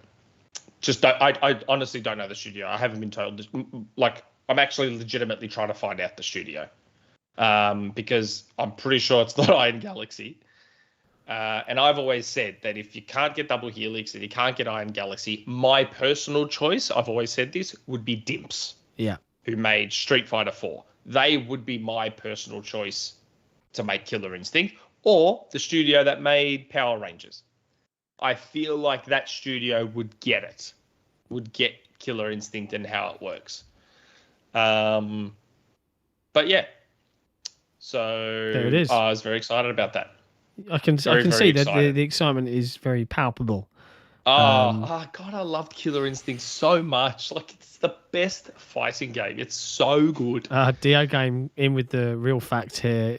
SIE owns 33% of Dimps. Oh, do they? Oh, so then it wouldn't be Dimps. Probably wouldn't be Dimps. A lot of people. I have to look after the chat here. A lot of people using the phrase NetherRealm in the chat. Now, obviously, that's Mortal Kombat developer owned by Warner Brothers. I wonder if I'm allowed to say this. Probably not. It's not NetherRealm. Okay. Oh, okay. People were asking, could you confirm if it's NetherRealm or not? I'm pretty damn sure it's not NetherRealm. I'm quite sure it's not NetherRealm. There you go, folks. But yeah, trying to find out exactly who it is, but I'm pretty sure it's not NetherRealm. But again, remember, guys, it's the Rumour Mill. This isn't the announcement mill. I've told everyone 100 times. I just get DMs on stuff. Yeah. And lately, I've been asking permission to post my DMs so that people can clearly see this is where my info comes from. I keep seeing people saying, oh, he just throws stuff out to see what sticks. If I was going to do that, I'd throw out way bigger stuff to get more attention. Yeah. And seriously, also, you wouldn't be right on so much stuff. On any of it. But yes, so that's the killer. I use the word killer. And at the time when I tweeted, I said to my guy, can I put capital K? He's like, that is so obvious if you put capital K. Yeah, it is way too obvious. The thing is, when I tweeted that out, 90% of the replies were like, killer instinct, killer instinct, killer instinct. Yeah, straight away. Like any Xbox fan worth his salt would say killer instinct. Okay. Now, I'm seeing in the chat, Elias Stapleton. This is a good segue. It is. Do you think the Bloodborne Bluepoint rumor is true? Hi, Elias. Yes, I do. That's my PlayStation rumor. So this is more a corroboration because the whiner who didn't like the idea of Microsoft buying Take-Two, he had already said something, and then a Twitter user, I think her name was Millie A, alluded to it as well. So there's been rumors floating around about Bluepoint and Bloodborne. Yes, I have been told by a couple of different sources that, okay, I don't have my DMs in front of me. Shit. I'm doing this off memory now, so please forgive me. So I've been told by a couple of different sources a couple of different things about Bloodborne. So I've been told there's a PC port that's already done. And I think what's happening with Bluepoint is I believe Bluepoint is doing the sequel, like Colin said. And I think Bluepoint might also be doing the console remaster of the first one. I think. Yeah. I don't have the DM in front of me. Super quickly. It's annoying that I don't. Yes. On the Killer Instinct thing, I just have to quickly. It's already on Reddit. It's like it is. Yeah, it's already on Reddit. And also, you originally said something's not dead back in episode 28 of the XboxEra podcast. Oh, it was episode 28. Yes, sir. Okay. There you go. Sorry. Okay. Anyway, yeah, Bluepoint, yeah, Bloodborne, whatevs. Who cares? Like, what? I'm gonna post on Reddit. Hold on. Oh man. I think it didn't. I don't know if you already said this. I was too busy laughing at the fact that this was already on Reddit. Didn't I see that? Is it Colin Moriarty? Very brave Colin Moriarty, hero to the people. Yeah, what about it? He posted. It said on his Discord it was a sequel and a remaster. So. Yeah, seems to be. Yeah, but like I said, this is more a corroboration of an existing rumor. This isn't. I'm just saying that I had heard similar info. I had been told a little while back that actually no, the info I got a while back was about the PC port and how that was done. That's done. That's finished. It's been done. That's the info I got. The more recent info was about Bluepoint. Like that was like a day or two before Colin said something. Like I got told that Bluepoint's, I believe they're doing the sequel and the remaster of the first one, I think. But again, this is more me corroborating what's already out there. I'm not saying this is me. I'm just, because a lot of people have been asking me on Twitter and stuff. And you're hearing the same things. I am hearing the same things about Bloodborne. Okay. others are hearing about Blue Point and Bloodborne. So, So that's Sony out of the way. What I'm hearing is The that third Xbox one. fans are eating, Sony fans are eating. Who else is eating? Nintendo. Okay. I said I'd stay away from Nintendo stuff, but Their solicitors will come after you. I'm a glutton for punishment. So this one was super interesting. Like the way it came about and the way I got told and everything. So one of my sources DM'd me and asked me a very weird question. And they said, you know what? I'm going to get it out. Hold on. Because I want to read this out correctly. Where is it? Where's my DM? Come on. Where's my DM? While he's searching for his DM, I've got a really sore I want to throat. read this out right. Okay. Where is it? Come on. I really want to drink. I want to find it. I want a glass of. Yeah, I want a juice. coffee. I want a coffee. Okay, here we go. Here's the question. I got it 2 days ago. I hope you haven't been collecting Switch physical games. I'm like, I kind of have because I don't trust Nintendo with backwards compatibility. So I've been buying some physical Switch games so I can sell them later should I need to, because obviously with digital, like all the digital Wii U games I bought are now just stuck on my Wii U. That's just dead money. Same with my PS3. So I'm going to be careful here because what my source said, I'm like, this doesn't sound right. But when they told me, I was like, okay. When they told me where they heard it, whatever. Anyway, so I'm not sure if it's... So there's a situation here. I got told that the next revision of the Nintendo Switch is digital only. But what wasn't clear was, is this a revision of the current Switch, just like the OLED? So they're going to do maybe another one that's digital only? Or is this going to be Switch 2 and that's going to be digital only? Or is this going to be Switch 2, which then has a Switch 2 physical and a Switch 2 digital, like Xbox has Series X, Series S, and PlayStation has the digital edition? Yeah. That's the part that's not 100% clear. That would be sensible. I'm okay with that. And it's Nintendo. I don't see Nintendo abandoning physical completely. Like, there's a lot of people who own Switches and their games are selling like insane amounts. I don't personally see Nintendo just saying, bad luck, you're all screwed over. Like, I don't envision Nintendo. So let's say we do get the true Switch successor, because 2022 is 5 years since the Switch, which is a traditional console cycle for Nintendo. So let's say it was the Switch 2 we're getting. Let's say this rumored Switch Pro is just the Switch 2. Let's just say. I don't see Nintendo just saying, nah, no physical at all, bad luck. For all those people that bought the physical carts, replace them digitally, and too bad, so sad.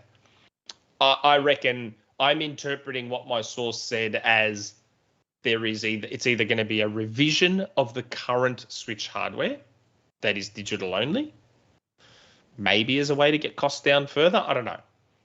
Or when the Switch successor comes, there may be a physical and digital version. That's how I'm choosing to interpret the info I got. But yeah, digital Switch. That's what I got told. Digital Switch. Interesting. I think. Hopefully, I've worded that okay. Like, no, I'm tired of my words being twisted. I'm tired of my words being twisted. Like, again, from the wording I got, and I asked so many questions. I'm like, are you sure it's not a revision of the current one? Are you sure it's not a digital and there's going to be a physical? Blah blah. So that's how I'm choosing to frame this. I believe it'll be, because I simply don't see Nintendo abandoning physical. Yeah, it's too successful. Like, yeah, like I agree with you. I just don't see it. But I do also think that they probably have the data that says what that split between physical and digital is. And if they can produce a version that is purely digital, there's no reason not to. And then, yeah, like PlayStation, like Xbox. Yeah. Yeah, I think my guess is it'll be this. There'll be a Switch 2 and there'll be a physical version, and there'll be a version that's digital only. That's my guess. I reckon that's what it'll be. Yeah. But there is so I guess the crux of this is there is a digital revision of a Switch console out there that should be happening. Whether that's the current Switch. So with the current Switch, we've got Switch Lite, and Switch OLED. Maybe there'll then be Switch OLED digital. I don't know. Maybe that's what it'll be. Or, like I said, the Switch 2 maybe has 2 versions. I don't know. There you go. Yeah, I'm dreading the fallout from that one. Yeah, good luck with that. Dreading the fallout from I'm glad that I somehow escape all of the insanity that is gaming Twitter for the most part. But there you go. That was a meaty rumour mill. It was. It grew. Over. It started as only Killer Instinct. It started. Oh my god, the Bloodborne thing's there already as well. Yeah. It's just embrace it. This is it. Well, there you go. So we now hit that wonderful point in the podcast where we dive into questions from you, dear viewer, and the community that support us via Patreon. And I have a couple of things to mention on Patreon this week. The first is that we owe all of our tier 2s and 3s a little bit of an apology because we've just been so damn busy that we forgot to update our merch tiers, and we owe you guys. So this time around the tiers have been refreshed. You can go and see the post on Patreon now that shows you the new design of the t-shirt, and instead of stickers there's an XboxEra mug available for you coming your way, just as an apology for the cock up. One thing we're looking at doing is switching to annual membership. So it doesn't change you wanting to pay monthly, but it means that we can automate and plan ahead a year in advance, and it doesn't rely on us to manually switch out the merch every 3 months and stuff like that to prevent this kind of snafu. So much love to you guys. Apologies for the hiccup. Please forgive us. Hopefully the cool new stuff makes up for it a little bit. The other bit of news on Patreon is that there's been a bit of a hiccup with India. Now, this has nothing to do with us per se, but apparently some new... I work in a software company that deals with clients from all over the world, India including, and India tax laws and issues are complicated. And something has come up that means that Patreon can't work within the current framework of India. So at the moment, if you are based in India and are supporting us on Patreon, it's not going to work and they won't charge you. It will bounce. I've been told that there is nothing I can do about this. They're working on the problem. They'll keep us updated, and this is across the entire Patreon company. So it is what it is. So I'm not going to assume any ill will on our patrons' parts. If you're based in India and suddenly I see it bouncing, no harm, no foul. It's not your fault. It's just stuff's up in the air at the moment with the new laws and things like that. But yeah, so those are a couple of updates. But regardless, we love our patrons. So big hugs and kisses to all of the guys that support us. We've had 15 new patrons in the last month or so. Yeah, we've had a lot. I've been sending out a lot of codes for Omega Rally Championship. Yeah, it's worth mentioning. If you're watching this podcast right now, there's over 200 people on the average for this episode, which is quite cool. I think that's that's pretty good for just the two of us chatting about video games. Rookie and numbers. Cats. Gotta pump those numbers up. Yeah, they are rookie numbers compared to Jez's podcast. It's very popular on. I don't know what YouTube channel he hosts on, but it's brought to you by Manscaped. Yeah, brought to you by Manscaped. But yeah, all 200 of you guys, if you like watching what we do, you like our videos, you like our content, you like our website, our forum, you can support us. Just head to patreon.com/XboxEra. You get cool stuff. You get ad-free browsing. You get access to a secret Patreon lounge forum. It's worth it.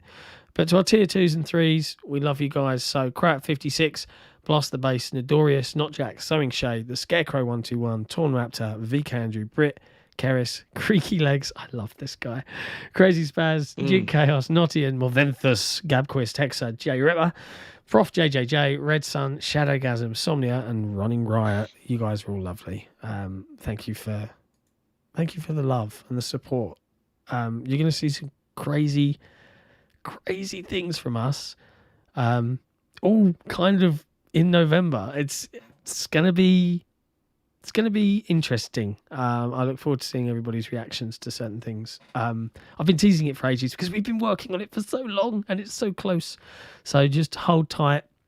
Patrons in particular, you guys will be helping us. You're getting a real sooner than you think sneak peek behind the curtains to help us with something before we announce it. So we're going to be relying on your trust. So we'll be working and reaching out to some of you for some assistance in this regard.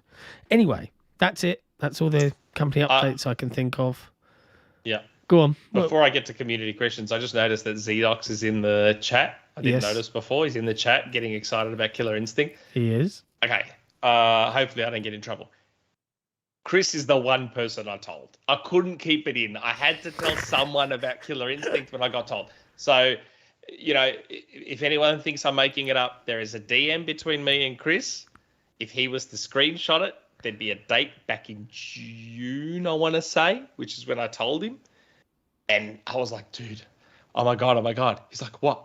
I'm like, oh my God, it's happening. He's like, Killer Instinct. He's like, yes. He was like so pumped. I can understand the excitement. You know, I'm not a fighting game fan, but I get why Killer Instinct is so adored and loved just from how it's designed. Best. So the best. Fingers crossed. Good. Fingers crossed. I had to tell someone. So I told Chris because Chris was the person that I told last year in July or June that, hey, KI's not dead, because he and I love KI probably more than anyone. So I told him last year, and I know I can trust him because it never got out. So for like how long he knew, and it never got out. So I told him this time around as well. Yeah. So he's known as long as I've known that Killer Instinct is being developed. So it's interesting, right? Yeah.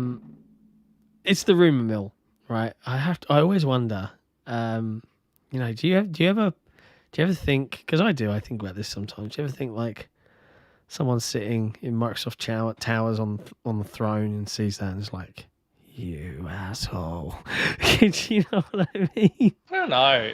It's funny. Like it is ultimately a rumor mill. Like it's actually, you know what? I lie. I just remembered now. Razor reminded me. So I can't remember whose podcast I was watching. I think it was Boom's. I actually believe it was Boom's podcast I was watching, because Boom's podcast is on during the day for me, like about 10 a.m. And you know, I work and I have it on here on my Surface in the background to the right of me. And they were talking about Killer Instinct just generally and how they want it to come back, this, that, the other. And who's seen the chat? What? Oh, he's there. I'm like, Max, why did you leave the Discord? I tried to add you as a friend. Why did you? I wanted to tell Max. And I noticed he left the Discord. I'm like, I've got to tell Maximilian about Killer Instinct. And he left. And can you please accept my friend request on Discord and come back into the Discord, please? Like, seriously. That tickled me. I just saw the tick. And on Boom's podcast, I actually dropped a hint that my guy let me drop. I said, what if Killer Instinct already has a developer? Only a couple of people noticed it. Not many people noticed it. But yeah, it was... Oh, okay, yes, Razor is confirming. Yes, it was Boom's podcast. Yes, I was watching it, and my guy was watching it too. My source was watching it too. And he's like, just drop it in the chat. No one will notice. So I put it in there. I've got a screenshot of it. I put it in Boom's chat saying, what if KI already has a developer? You never know. And only a couple of people did like eye emojis. Hi, Max. Yes, Max. If you missed my rumor mill, which I'm sure you did, I've been told, Max, that Killer Instinct is in active development at the moment. Like, it's not just a case of, oh, yeah, it's not dead. I've been told it's in active development. Please rejoin the Discord so I can talk with you about it. But anyway. Yeah. Blimey. It's all go today. Yes. It's all go today. Yeah. Wow. The friend request is pending, Max. The friend request is pending. I'm looking at it now. I've got your Discord here. Please accept my friend request. Oh man. Do you know what though? If there is a Killer Instinct in active development, the one person I think they should be going to discuss the, what's important about Killer Instinct is Max. So Max. like if they if it is and they haven't already been like, hey Max, come talk to us, then they're making a mistake already, in my opinion. The game was just so good. Like I loved that game so. Like, oh my god, I got all the achievements, all 4,350 something achievement That's points impressive. in it. That is impressive. I put so many hours in, and I love it. It's like almost perfect. It's almost perfect. Like it's just. Oh god, I was so excited. I was keeping it in. I've known for months, and I had to tell Chris. I wanted to tell Max, but Max left the Discord. So yeah, it's your own fault. I was so excited.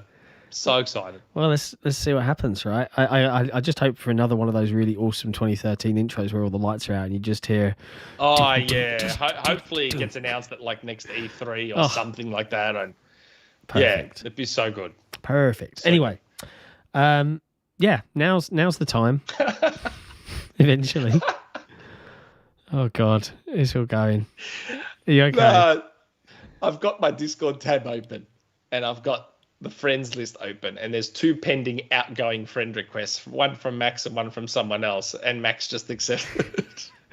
You have to wait until he's not live on the air, Max, okay? Just, we'll have a conversation. He's here. He's just sent me a message. Amazing. Okay. All right. Now settle in. There's some community question times. Oh my God, we've been going for nearly 2 hours and we haven't even hit community questions. I know, it's shocking. What are we like, eh? And I want to play Metroid Dread. I'd like to get back to Metroid Dread. Okay. Community questions. That's funny. Okay. Phalaxis. Community questions. Phalaxis.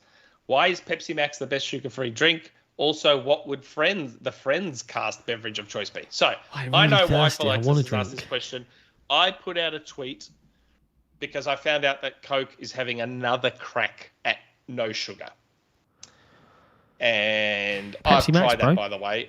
Pepsi Max is the best. Like, look, I'm a Coke guy I'm a Coke fanboy in the Coke versus Pepsi wars, but I'm also I'd like to believe very honest and objective. Yeah.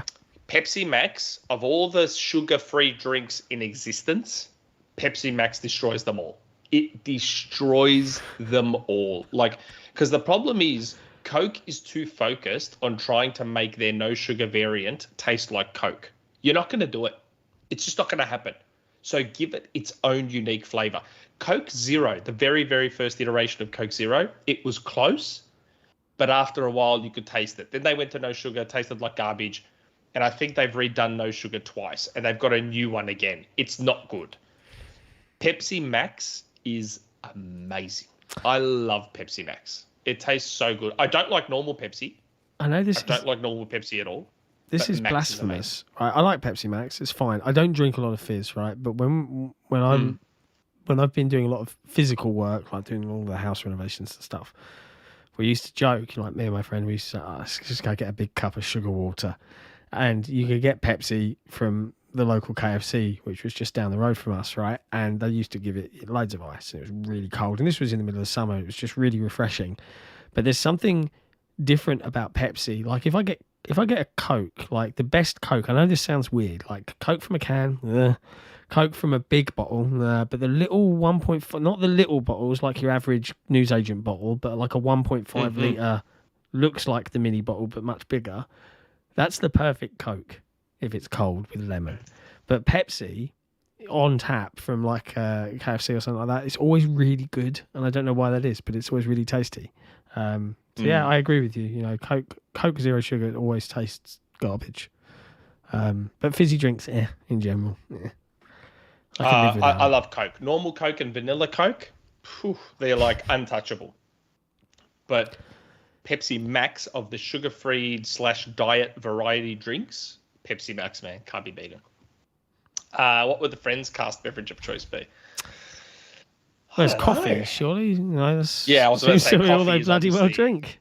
Coffee's their number one. I don't think they drink much else aside from coffee. I don't even think there's ever been soft drinks or alcohol mentioned. Yeah, no, they've never spoken about a brand. Like they've had drinks in hand at parties and stuff, but yeah, I don't recall. But yeah, coffee, and it's funny that the timing on that was just ridiculous because look what I just got. Oh, that came right now. That came literally right now. I really can't wait. Next week I'll be in my new office. The kitchen will be right there, and then at the end of the year I'll have the mini fridge like right next to me. I'll just be able to like crack open something. It'd be great. Yeah. Soon. Anyway, good question. Came, like literally, and I was going to message my wife say, "Do you want to get me a coffee?" Because we're going for a while. Well, kudos for having that right now. Next. Doncabesa. Hello, John and panel. I would like to share with you some video game themed poetry that I found on the internet. Mario hits it with the sounds of bodies hitting plexiglass. My horses hit it without a sound. They want to escape it. And I am trying to drive this dune buggy off this cliff. But the clipping is strong here. That hit me hard, almost as hard as the horses hit the wall without a sound. I love you both. Okay. I'm going to have to click that link and understand what the... No. You don't have to click the link. What I read out, the Mario hits is strong here. That's what you're going to find at the link. I was hoping for some further context, but okay. Okay. Yep. We love you too. DirtyFlint. First of all, I'd like to say the last episode showed why I love this community. The community questions were amazing throughout and made a great listen. And with all that being said, I know you just answered a friend's question, but I just got to ask, which friend of friends is the best friend? Ooh, that's a good question. It's not Janice. Which friend of friends is the best friend? Oh, man. Richard's pretty good. Richard's funny.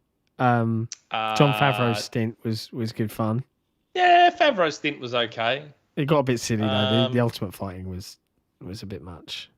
Yeah. Eddie was not. Eddie was funny, but he was nuts. Yeah. Paul Rudd.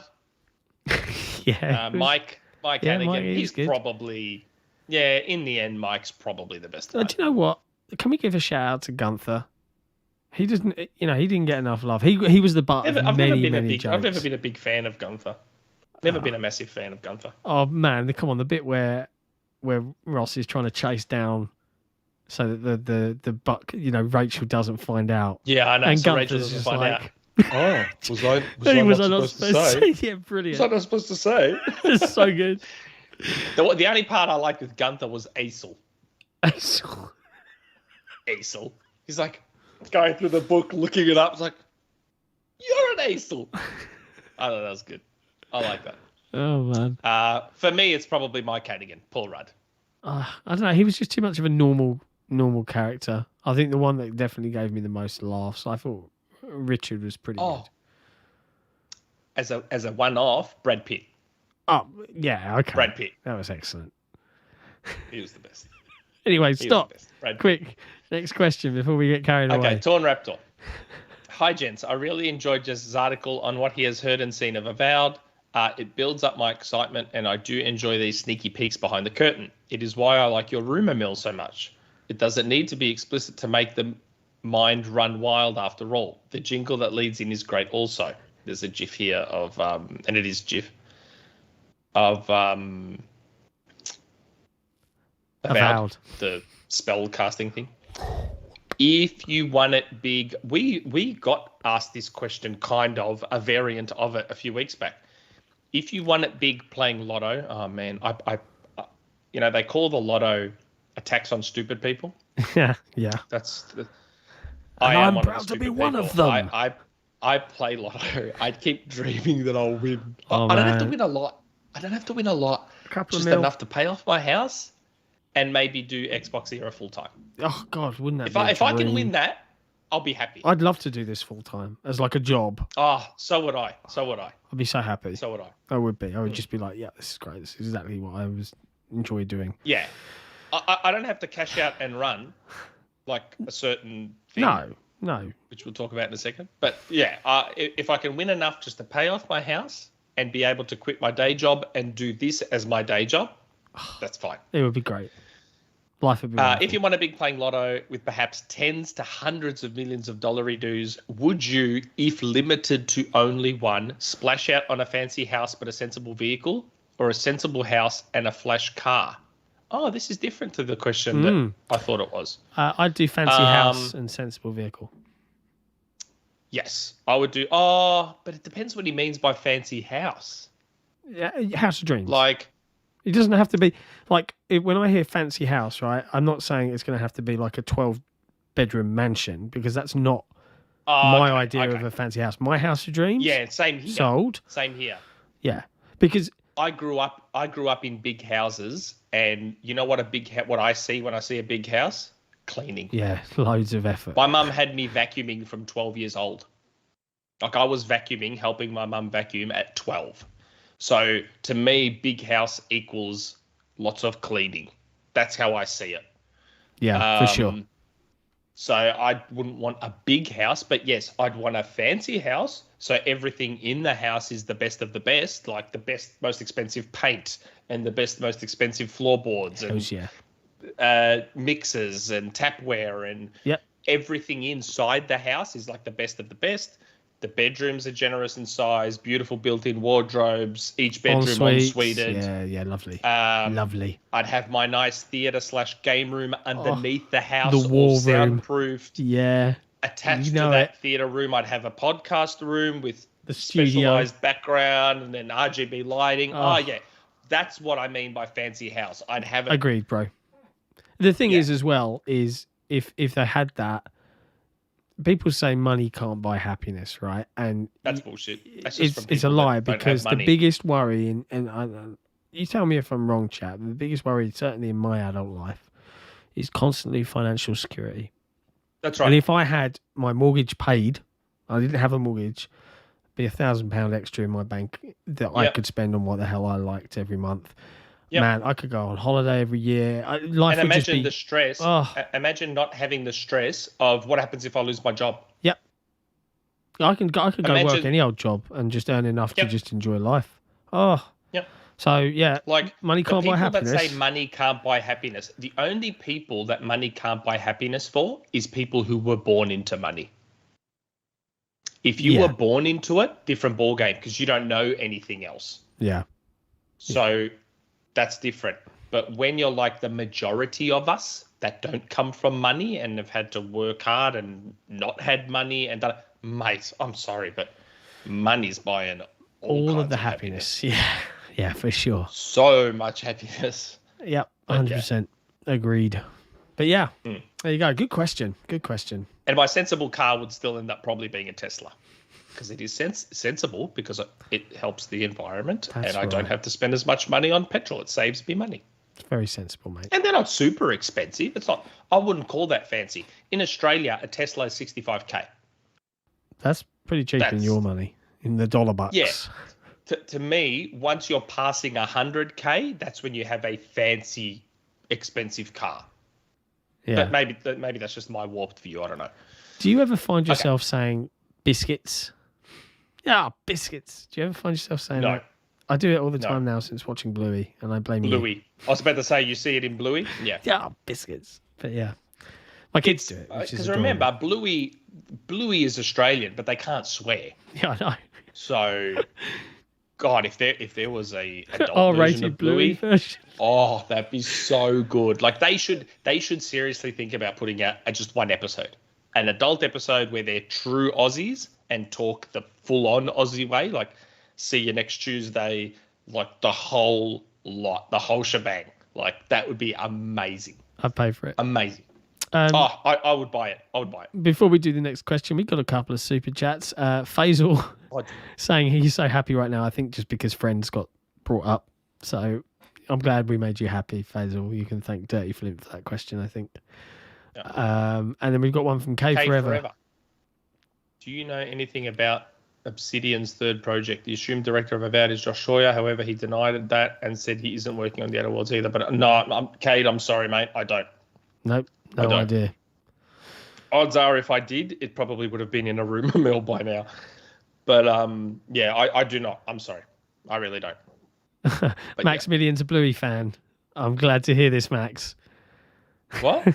Maximilian Bluey got me saying, how would you say that in Australian? I'm trying to picture your accent. Bluey got me saying, it's for triumph or whatever it is. Oh, what do they say when they win something? I can't believe Max is still watching. I just thought he probably popped by because of the Killer Instinct thing and then just dipped.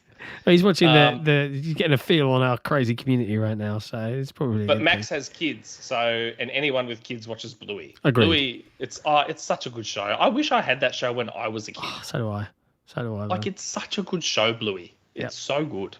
It's best. What do they say? Bluey got me saying, "Who's ours?" What do they say when they win?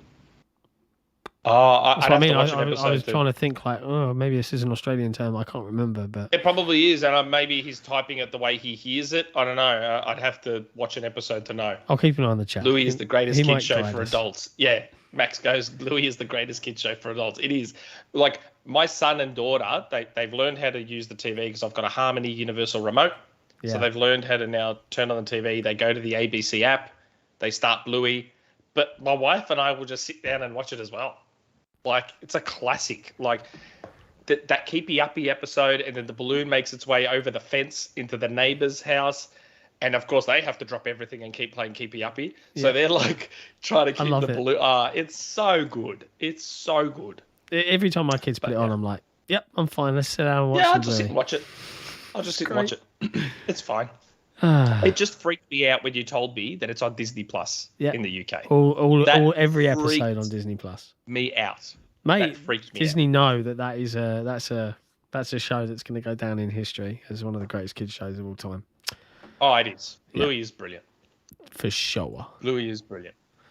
And that episode where the dad was pregnant with the younger one in there, and she was holding onto his hair and she wouldn't let go, and they're trying to drag her out. Remember? He's trying to give birth. How? Oh, God. I haven't seen that one in ages. Yeah, I vaguely remember it. And she won't let go of his hair, and she's pulling his hair, and they're trying to drag her out. Oh, God, it's so funny. There's lots of classic moments in every I could episode. Do an entire episode just on Bluey. Maybe we will. Christmas is coming. We'll have to ask Paul Tassie if he's watched it. Yeah, after cake. Okay. Running Riot. Hello, panel. Assuming this rumour mill is Killer Instinct involved, yes it was. Nick, what are 3 characters that must return and 3 that you would cut from a new entry? Or let's see if Max is still watching for this one. If I piss him off. Come on, Max, you can answer this as well. My main in Killer Instinct was Jago. I know that's very boring and vanilla. And then when I paid an exorbitant amount of money for Shadow Shago became my new main. I am a very dangerous Shago, as Chris can attest to, as Gus can attest to in the Discord. A few of the boys in the Discord, because we play Killer Instinct every now and again. We do competitions. I am a very dangerous Shago. So I'd like Shago back, Jago back. Who else? Did he say 3? 3 characters that must return. Well, I mean, you got to have Full Gore, because it's Full Gore. He's like the marketing character. 3 you can cut. Oh, man. Cut the Arbiter. You don't have to have the Arbiter again. Cut Ram. You don't have to have Ram. Because you can't cut the new characters made for the game like Hisako and, my 41-year-old brain. The Spider Lady. Oh, my God. Someone in the chat, please remind me. Mira? Is it Mira? No, Mira's the vampire. Mira's the vampire. Yeah, you got to keep her too, because the ones... Hold on, what's Max saying? All World Warriors got to stay. Yes, in my opinion, KI comes back. You keep the gameplay majority and like 20-plus characters with improvements. Yes, Sadira. Thank you, Max. Sadira. So you got to keep Sadira. You got to keep Mira. You got to keep Hisako, because they are amazing characters that were made specifically for KI.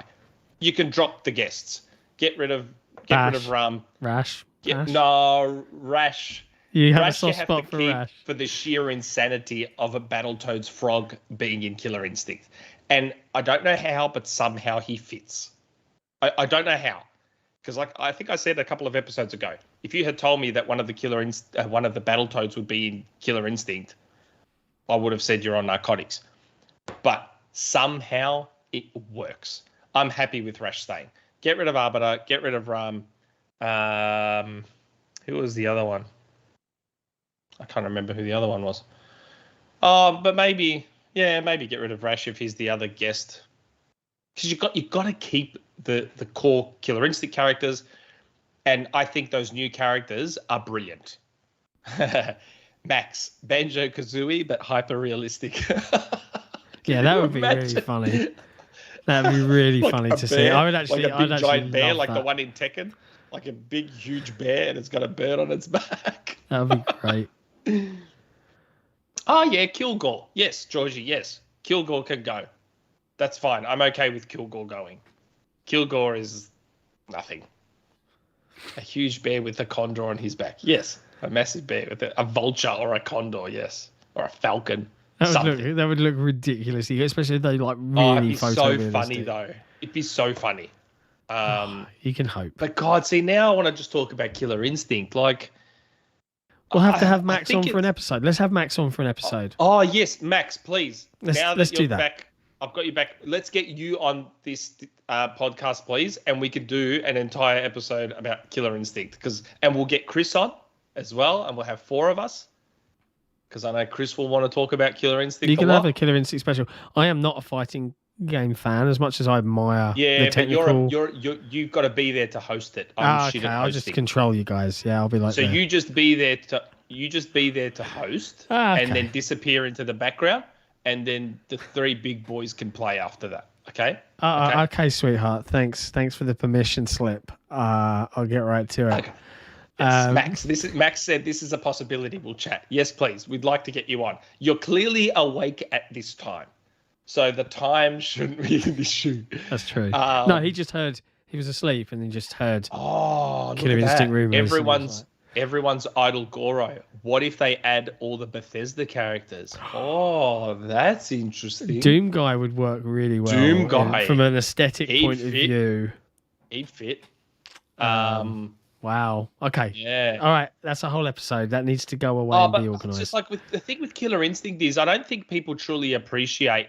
Like, I know Street Fighter has added some new characters to their roster, and I've got Street Fighter 5. I love Street Fighter 5 more than most people, and I've spent almost as much money on Street Fighter 5 as I have on Killer Instinct, maybe more.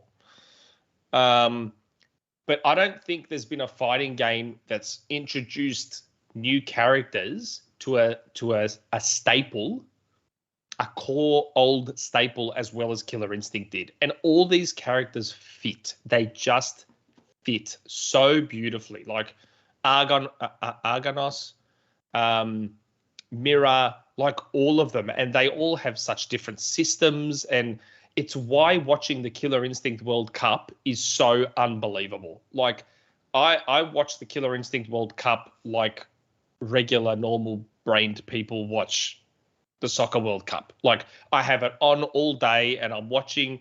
I'll even take a day off to watch it because I love the Killer Instinct World Cup so much. Like, God, I could, you don't understand. I could talk about KI like all day. It's so good. And I'm wrapped that I'm pretty sure Killer Instinct World Cup is coming back too.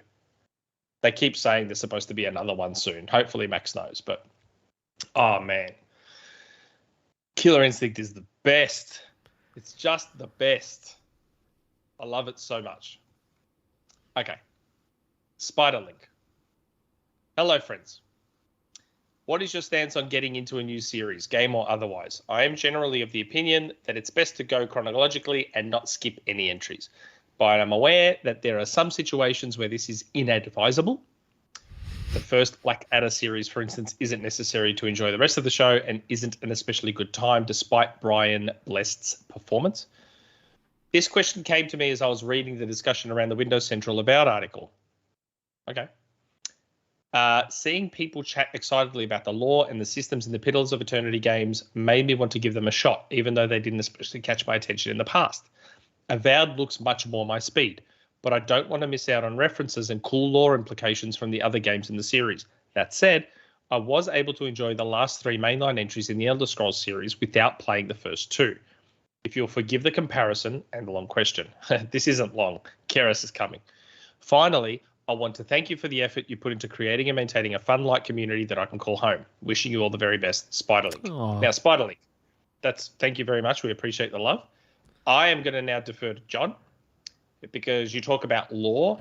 I am the meme who skips all the cutscenes and then gets to the final boss and has no idea what's going on. So I'm going to defer to John on this question and continue drinking my coffee. So how should I answer this? I think any good game designer will create a game that you can go in off of and not have to have seen, read, or played everything else to get a handle on what's going on. Now, are you going to get richer experiences by having played everything beforehand? Yeah, for sure. But games that do it right, you shouldn't miss out on much. And I think, recent examples, Psychonauts 2 with their little comic book intro that just gave you the nutshell. And then there are games that do it wrong, like Halo 4 and 5 that required you to read a book and a comic, right? And then you were like, I have no idea who these people are or why I care or whatever. Now, I'm not a big RPG guy, but I've heard nothing but good things about Pillars of Eternity. And, if Avowed is within that universe, which I understand it to be, I think that they know that this is going to be more of a larger step into that world. So I would expect better avenues to kind of catch yourself up. There'll be stuff and nods for people that have played the original games, right? But as a new player to the universe, they're going to assume everyone is. So I don't think you're going to have to miss out too much. But I know you mentioned kind of like new series games or otherwise, and there are instances where someone says, "Oh, have you seen such and such?" And I have a look, and I'm like, "Oh, there's 12 seasons of it. Do I want to? Do I want to invest in something for that long? Probably not." I have no idea why people still watch The Walking Dead. I just don't anymore. It's over. Yeah. Oh my God, I'm so over that show. I continue to watch it because I've come this far now. I know. I get it. But my God, I'm so over it. So yeah, I don't think you should worry too much. But equally, if you like playing games, put something on the back burner and play through one. See if it takes your fancy. If it doesn't hook you, don't sweat it, and see how you feel when the big Avowed arrives, and go from there. But yeah, that's my usual approach to things. I hope that helps. And yeah, thank you for the comment on the community. It's nice of you to say. Welcome. Yeah, I needed to, because I'm out. Like even in Metroid Dread now, I've seen people talking about Metroid Dread going, "Oh man, the story in Metroid's so good." I've just been going skip. I'm like, although it doesn't actually let you initially skip the cutscene, so I've been forced to watch them, and I'm not even paying attention. I just zone out. I'm not there to watch movies. Yep. I'm not there to watch movies. I'm there to play games. That's why I love Metroid Prime. Metroid Prime delivered all the lore through the environment, and you scan the environment and it tells you history about this and that. And Halo did it well because you've got Cortana in your ear always talking to you. That's how I want to do it. Deliver me the story while I'm playing. Don't make me watch movies, please. If I want to watch a movie, I'll go watch a movie. Super chat. Javier Vega. What's going on? Is there going to be an XO21? I'm pretty sure there's going to be some Halo event in November, but I think we need a full XO. Again, I don't think there is going to be an XO personally. Maybe they do announce something super last minute.